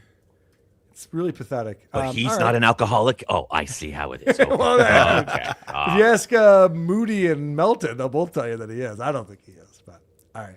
Round 2. Like the show has been better lately, and I've been more on task because the show looks more professional and sounds more professional. Also, to people who are just coming in, it makes me look incredibly tacky, and it makes the show look more beggy when you're putting that in there. So I understand, and I agree with you 100%. I'm just saying it made the show worse. And look, I appreciate everybody who contributes. I also feel like there's a little bit of shame in it for others. Like, Was the scroll that showed StutJo's biggest weekly donors gay? Annie. No, they're pretty cool. But what is gay is the fact that they're green screening out Johnny's background now, and they're superimposing StutJo's background onto Johnny's background. But if you look closely, it's completely fucked. Yeah, it's not lined up. They're trying to make it look like they're in the same room. At least they tried. Yeah. I respect it, I guess. Yeah. What about you, Chris? What were we talking about? Yeah. The scroll. Oh, yeah. Showed all the donors. Gay. They don't have it anymore. Gay. All right, Carl. Oh, I am certainly going not gay on this. Whenever it comes to people giving him money, he'll never say that it's gay. Also, I just want to point out, sorry, I know I'm screwing up the flow of the show, but Aaron does this thing where he talks about how the show is better a lot. You can't just say that your show is better all the time, because that means it's worse sometimes. Yeah. And never do I hear Aaron go like, we've been putting out some dog shit programming lately, but don't worry, it's going to get better. It's called manifestation. Fair enough. Adam. I'll say gay just because he said the word shame, and I think they're closely related to him. Okay. Here we go. If you're not in that top 4 or 5 or whatever, starts feeling weird for you. You don't deserve to be noticed, and you do deserve to be noticed. For every dime that anyone throws into this program. I knew it. I fucking knew it. It's like, listen, if anyone gives me 50 fucking cents, I'm never going to call them gay. They're the coolest people. Straight dudes give StutJo money. That's true. How nice of him. The coolest Chads give money to StutJo. All right, round 3. So I take drinks and I go, but it still was really bothering me. So I went back in and I ordered a Mint Majesty tea with 2 honeys. Now you can just confess to the cops that you're a queer. Congratulations. This is really going well for you. Not only are you confirming the story that the barista told the cops, but now you're telling them you got a majestic tea and that you're a fancy pants. Good job, dude. And I said, can I have this for Charlie? And they were very upset and the guy didn't really even want to make it. Is it gay to order Charlie Kirk's Mint Majesty tea with 2 honeys from Starbucks? Adam. No, that's what America's all about. What part of that wasn't gay? That might be 3 or 4 gays. Charlie Kirk was involved in that. I don't want to hear you say anything bad. I'm going gay on this one. Unbelievable. Yep. Chris.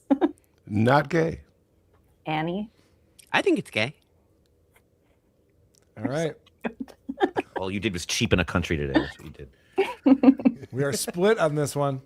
I stand there for... Oh, he ordered the drink because it was Charlie Kirk's drink. Oh, what a gay. Yes! I want Charlie's drink. How old are you, dude? You don't understand, Adam. The right is split right now. You're not picking up on what's going on here. I don't know what to believe. I know. Read the gay tea leaves. All right, well, I'm perfect so far. I don't know what else is going on, but this is round 4 of Is It Gay? To the Midwest. There's a lot of Midwest news happening. Of course, this fucking news channel that I'm on won't let you run an ad blocker. And then you turn off your ad blocker on one of these sites that wants ads to run. Hold on one second. Giant sneeze. The website becomes unnavigable. I mean, it's just shit. It's just absolute garbage. They load it up with ads. They make it unusable. And then they go, well, we wonder why our revenue is down. It must be these people using ad blockers. Are ad blockers gay, Annie? No, they're not. They're necessary. Chris. Not gay. Carl. Ad blockers are not gay. Adam. Not gay. All right. We're all in agreement on this one. No, it's because you're so fucking greedy. You load it down with such commercial shit that it makes your site unusable. So then we use an ad blocker to get around it. And then you go, well, we're not going to let you watch our content then. It's like, okay, so either your site is unusable because you're greedy. All right, is that enough? Greedy, yeah. Okay. Very good. We're getting up to round 5. What are the scores right now, producer Chris? So far, you and Annie are crushing it with 4 apiece. All right. Come on, Annie. Didn't realize Annie was copying my work. I didn't see her cheating off my paper, but now I'm going to put my arm over it a little bit. Round 5. Buzmak says, you have been a good sport. Dude, I'm a good sport about everything. Like, unless you take it to real life and stalk shit and, like, do shit that's, like, clearly stuff where you're like, okay, I either have to fuck this person up or I have to, you know, take civilized action. Like, if you just make fun of my show and shit like that, there's a reason I don't strike or do anything to Tukey or Carl or any of those. They're just talking shit. That's all. I mean, Carl does seem to be falling apart lately in that Carl is more emotional about it. Like, oh boy, I didn't even hear this. I haven't heard this one yet. I know. This Carl guy sounds like a real loser. Is it gay that Carl gets emotional about the toe? Adam. It's not my fault. He comes into the chat as Lady K. What am I supposed to say? This is who he is. It's who he wants to be. Yes, of course he's gay. Carl. Yeah, it's probably gay. Chris. He wants to call Carl gay. Yeah. Annie.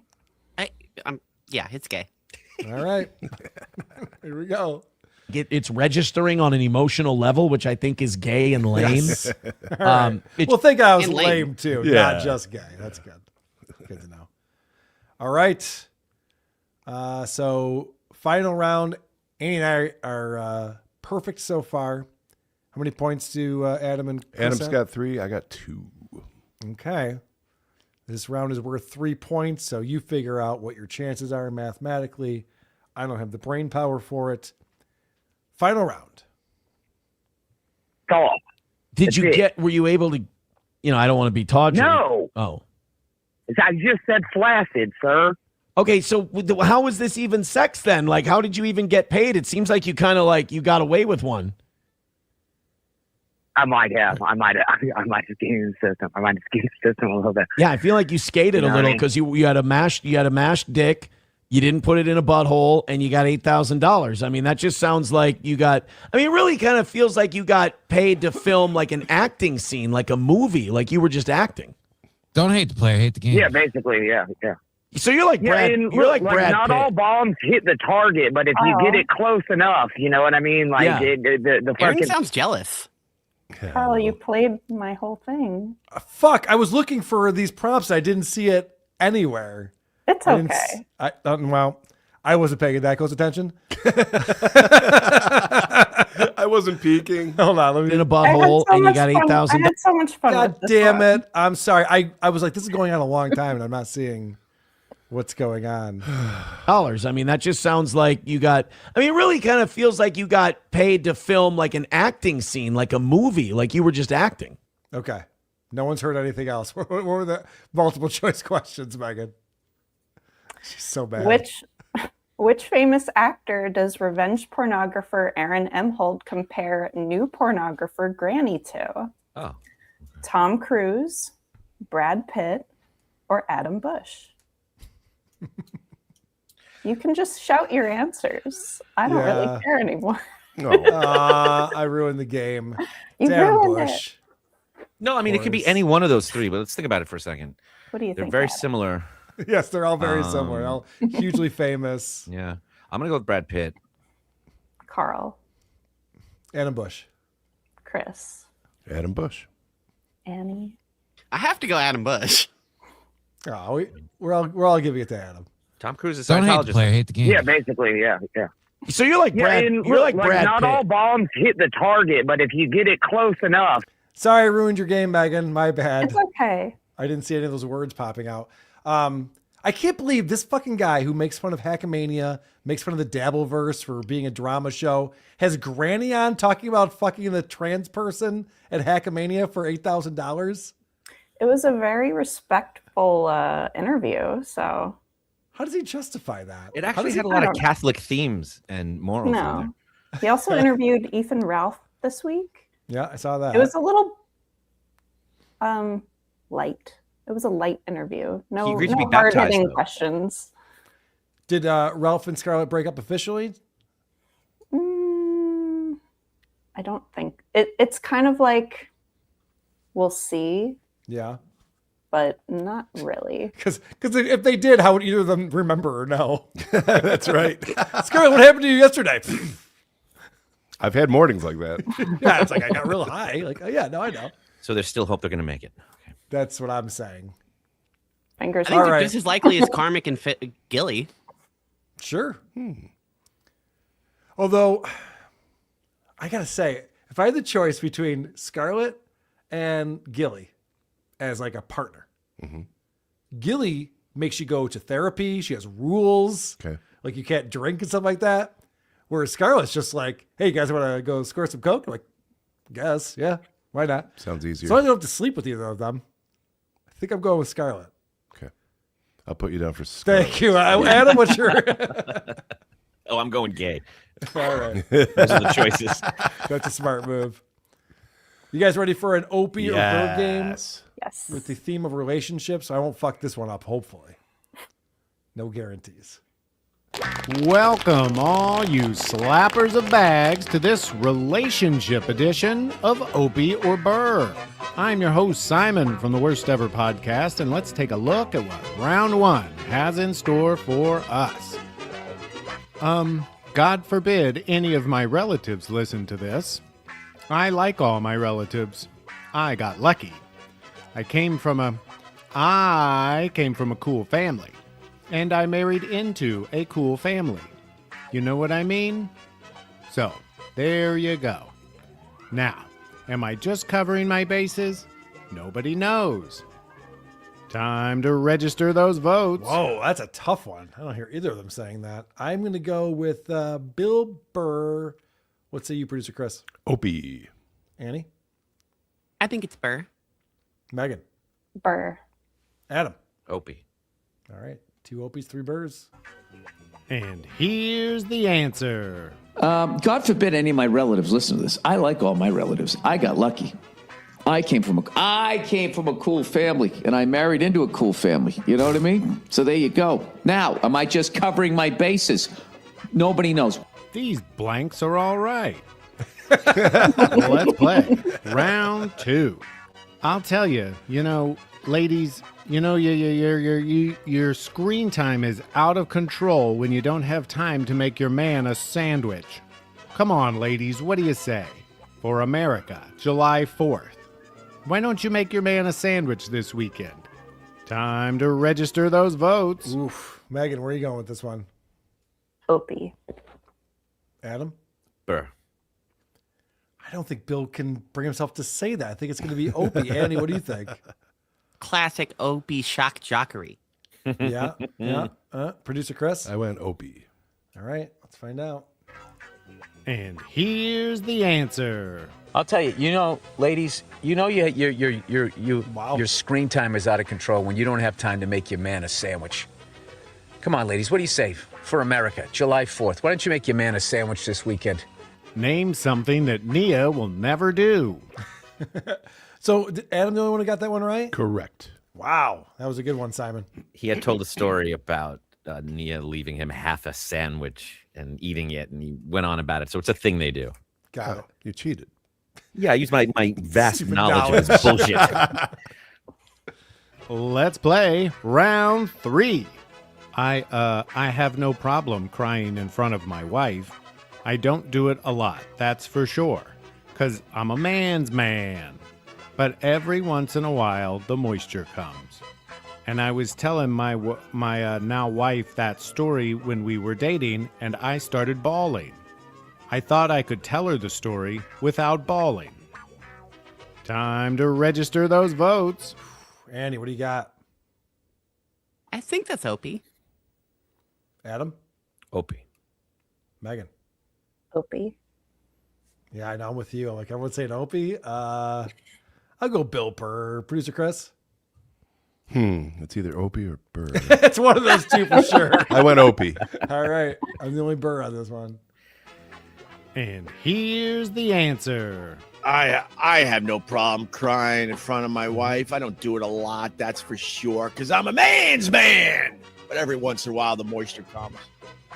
And I was telling my now wife that story when we were dating, and I started bawling. I thought I could tell her the story without bawling. But I'm a big pussy. Let's play round 4. The moisture came. I came out here, dude. I was wound tight, and I could feel myself. I was coming at my wife, I was gibbering and jabbering and poking and prodding. Time to register those votes. That's a tough one. There's some Opieisms and some Burrisms in there. Well, she didn't say they're not alive. We don't know that. He was just poking them and prodding them. So we don't know. I'm going Bill Burr with this one. And Chris, what do you got? I went Burr. Megan? Burr. Annie? I think it's Burr. Adam? Bill Burr. All right.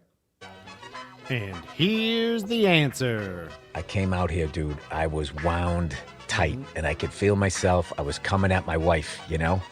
I was gibbering and jabbering and poking and prodding and choking and punching and stabbing. Let's play round 5. And now, what are the scores before we get into round 5? 3-way tie with Megan, Annie, and Adam. All right. 5. And I, a little advice to Travis Kelce. You know, when your football career ends, right? And your podcast starts dipping. Dip. Taylor Swift's gonna, she's gonna start telling you, hey, are you gonna get a job? Or are you just gonna, I don't know. I'm thinking maybe, time to register those votes. All right, Adam, what do you got? That's Opie. Producer Chris? Opie. Megan? Opie. Annie? I'm confident that's Opie. It's Opie. And here's the answer. And a little advice to Travis Kelce, when your football career ends, right? And your podcast starts dipping. Dip. Taylor He's Swift's always he's got such hip. She's gonna start topics. telling you, hey, are you gonna get a job, or are you just gonna? I don't know. I'm thinking maybe. It's time to play. What's Opie's advice? You better give her a kid, so you have a connection to her for the rest of your life. All right. Or you could just kill her. Congratulations! This week's winner gets to try a new kink, judgment-free. I've had fun, and I hope you've had fun. Goodbye. Great job, Simon, from the Worst Ever Podcast. What was the final score there? Adam, Annie, and Megan all got 4. You and I got 3. I like the sound of that. Congratulations to all the winners on here. I'm screwing everything up, but you guys are the best. And speaking of the best, I love the people who comment on our shows on Spotify. I believe it helps the algorithm. And Megan picks a few out and reads them on the show. Do you have any new Spotify comments? There wasn't a lot of comments this week, so I'm very disappointed in everyone. So there's homework. Yes. I'm wagging the finger. As you should. Write comments. Make me laugh. And don't talk shit about the Mets. I know they're doing bad. I mean, if the Cubs could play them every week, it'd be really nice. Well, they did pretty well against the Padres, so. Agreed. So no comments? No, I have one from I have one from episode 720, some guy in New Hampshire who's always the MVP of our Spotify comments. He said, it was November 17th of 2025 when on an otherwise riveting episode of Fighter and the Kid, when Bryan started talking about his AARP membership, and Brendan said, that's right, you're 59 and not a kid anymore. I remember it like it was yesterday. Fucking Bryan, it's all your fault. You can't be silly anymore. That's right. Time's up. It's going to be over at that point. Annie, do we have any new reviews that you can read to us? We don't have a new one, but Nate Rob X came in and updated his review saying, Beautiful. Donald Sterling's favorite podcast. Not a black guy in sight. God damn it. Got us on that one. What a relevant comment that is. Thank you very much for putting the comments in and the reviews. It always helps the algorithm. And of course, watching us on YouTube, subscribing to our channel. Was that 5 stars? It was. It better be. That's the only way it really helps. That's what I'm saying. Drew Lane surpassed us in subscribers recently. Is he still your buddy? No. We have over 38,000 on YouTube. We appreciate that. But go ahead and give us a subscribe while you're here. Hit the like button. We appreciate you guys spreading the word. I just want to real quick Thank people who are supporting the show like Goldfold over supertip.gg/WATP. I am writing to you as a DGA member, retired, regarding my retirement and pension status.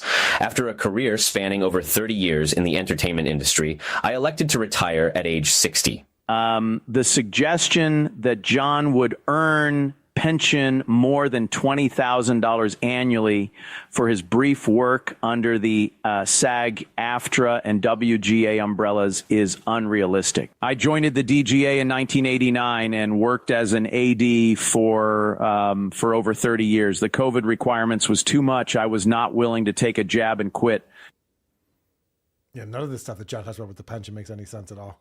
Yeah, that's very accurate. He knows what he's talking about, and that's all true, I believe. Stewie felt Aaron loves using jazz hands. He's very animated over there. What was he doing before this? Yeah, His it's little like a claw little hands. T-Rex, like a little. Yeah. Aaron's sleeping bag of shame coming in. I was clowned by a sleeping bag for $7 in chats last week before I had to ban them. Carl is gay, though. Yeah. We revealed at This Little Piggy and Hackamania that Aaron used to masturbate in sleeping bags when he was younger. Or in the same sleeping bag. He'd pull it out just to masturbate, then he'd put it back away again. A very crusty sleeping bag that he had. Mostrote says, Rhonda W. went with Patrice to Brazilian brothel. Ronda Wada went with Patrice to Brazilian brothel. It's a reference to the Patrice always going there, and I was offered to, but I couldn't go. Is Annie Andrew? Annie's Annie. No. Doxed? Okay. Not doxed on this show. Very good.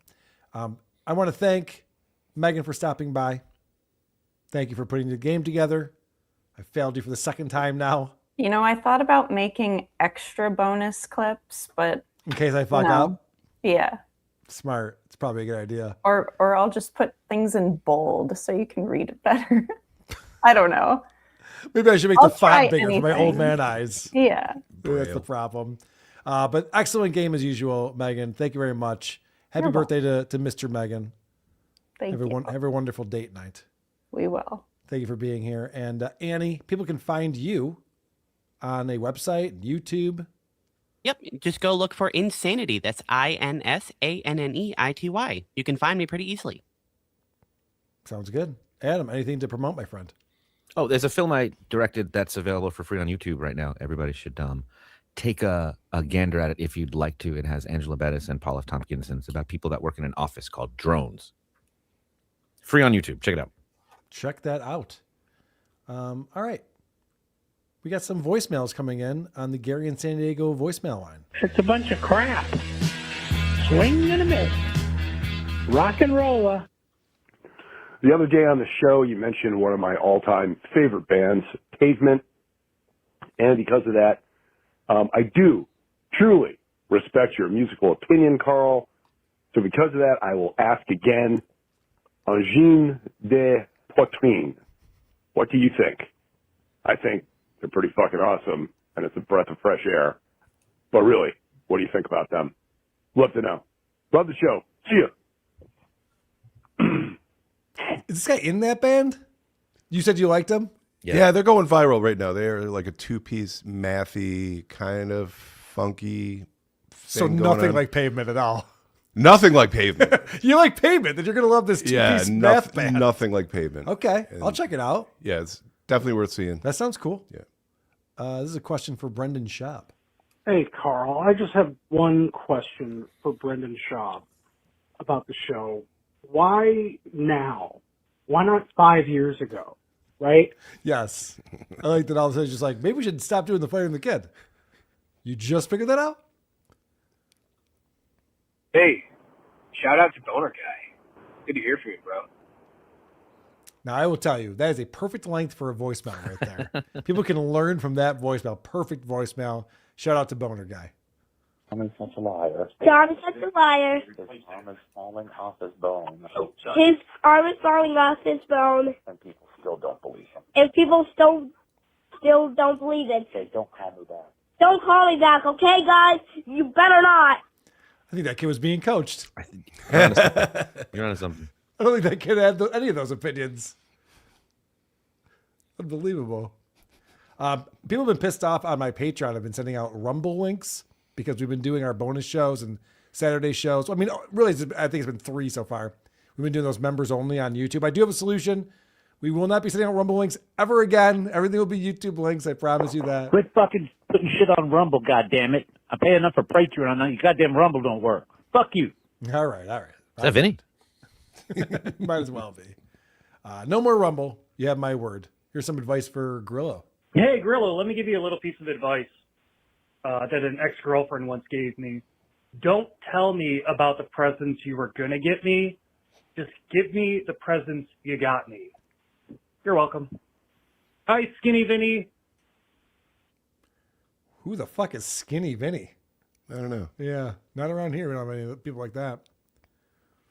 Hey, Kyle, just calling in because I got a little story I thought you might like. So I'm driving the car the other day, and I go to pick up my mom, and I'm listening to the podcast. Now, she gets in the car. She doesn't know anything about any of this Dabbleverse shit.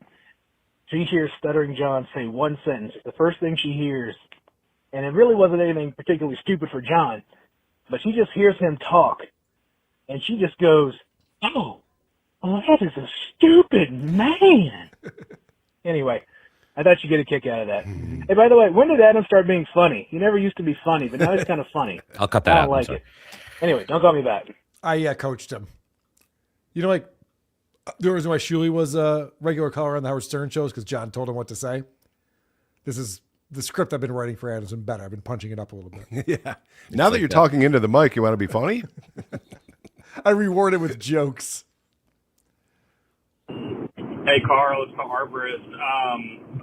Did you get my emails defining every single word you've ever said on every episode of every podcast you've ever been on?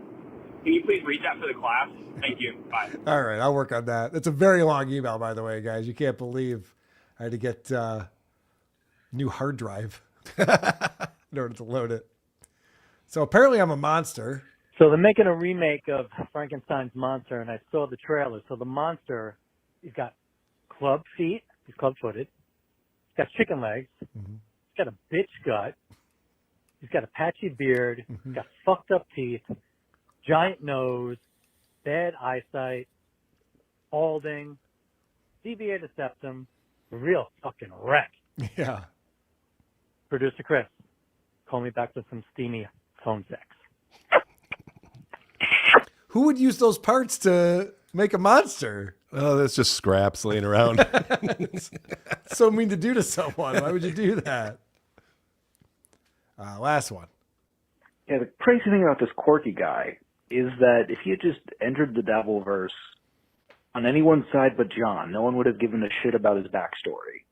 But the fact that he has this whole history of trolling this one dude and all these parallels to John, and then he enters the Dabbleverse on John's side, trying to, I guess, rouse people around him and telling John that the silent majority is there. It's like, it makes no sense. Like, he could have just, he would have been right if he was like on Shuli's show for a couple times. No one would have cared about him, but yeah. Also, I'm going to guess gay, not gay. Option 3 will be weird, and then it's going to be Burr, Opie, Burr. Holy shit. Wow, he fucking nailed it. That was amazing. He must be making these games. It's incredible. Speaking of quirky, I'm glad you brought that up. I don't know when this is going to happen, but Lucy and I are talking about doing a show on her channel, breaking down the lawsuit with Patrick Tomlinson versus Corky and the other 59 Redditors, and kind of comparing that to what's going on with the LOL suit here in the Dabbleverse. But also, my buddy Kaya reached out to me, and Kaya happens to be a Patrick Tomlinson expert. And I asked Kaya if he wanted to be involved in this thing, and he said he would. So hopefully we can get our schedules lined up to get Kaya on the show to bridge the gap fantastic news. between Patrick Tomlinson and Corky and the Dabbleverse. And that sounds great. I know. I'm really excited for that. Hopefully we can make that happen. I always like promoting things I don't have a date for. And I'm not sure if they'll come to fruition or not. Because I'm a pro. That's what I do. I got to go. Bye. I got to go. I got to go. Okay, bye. All right, everybody. This was a great podcast. It was very revealing. Are we done here? I think we are. Oh, you know what I should do? The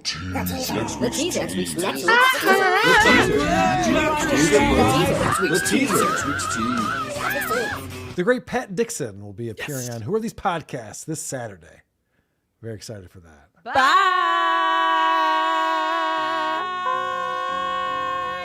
A plane has hit I Rewatch iCarly. Boom. His mom. Boom. Boom. Man, that was a good episode. That was a good episode. I enjoyed that. Okay, bye. If I was such a loser, why is everybody so mad that I'm leaving?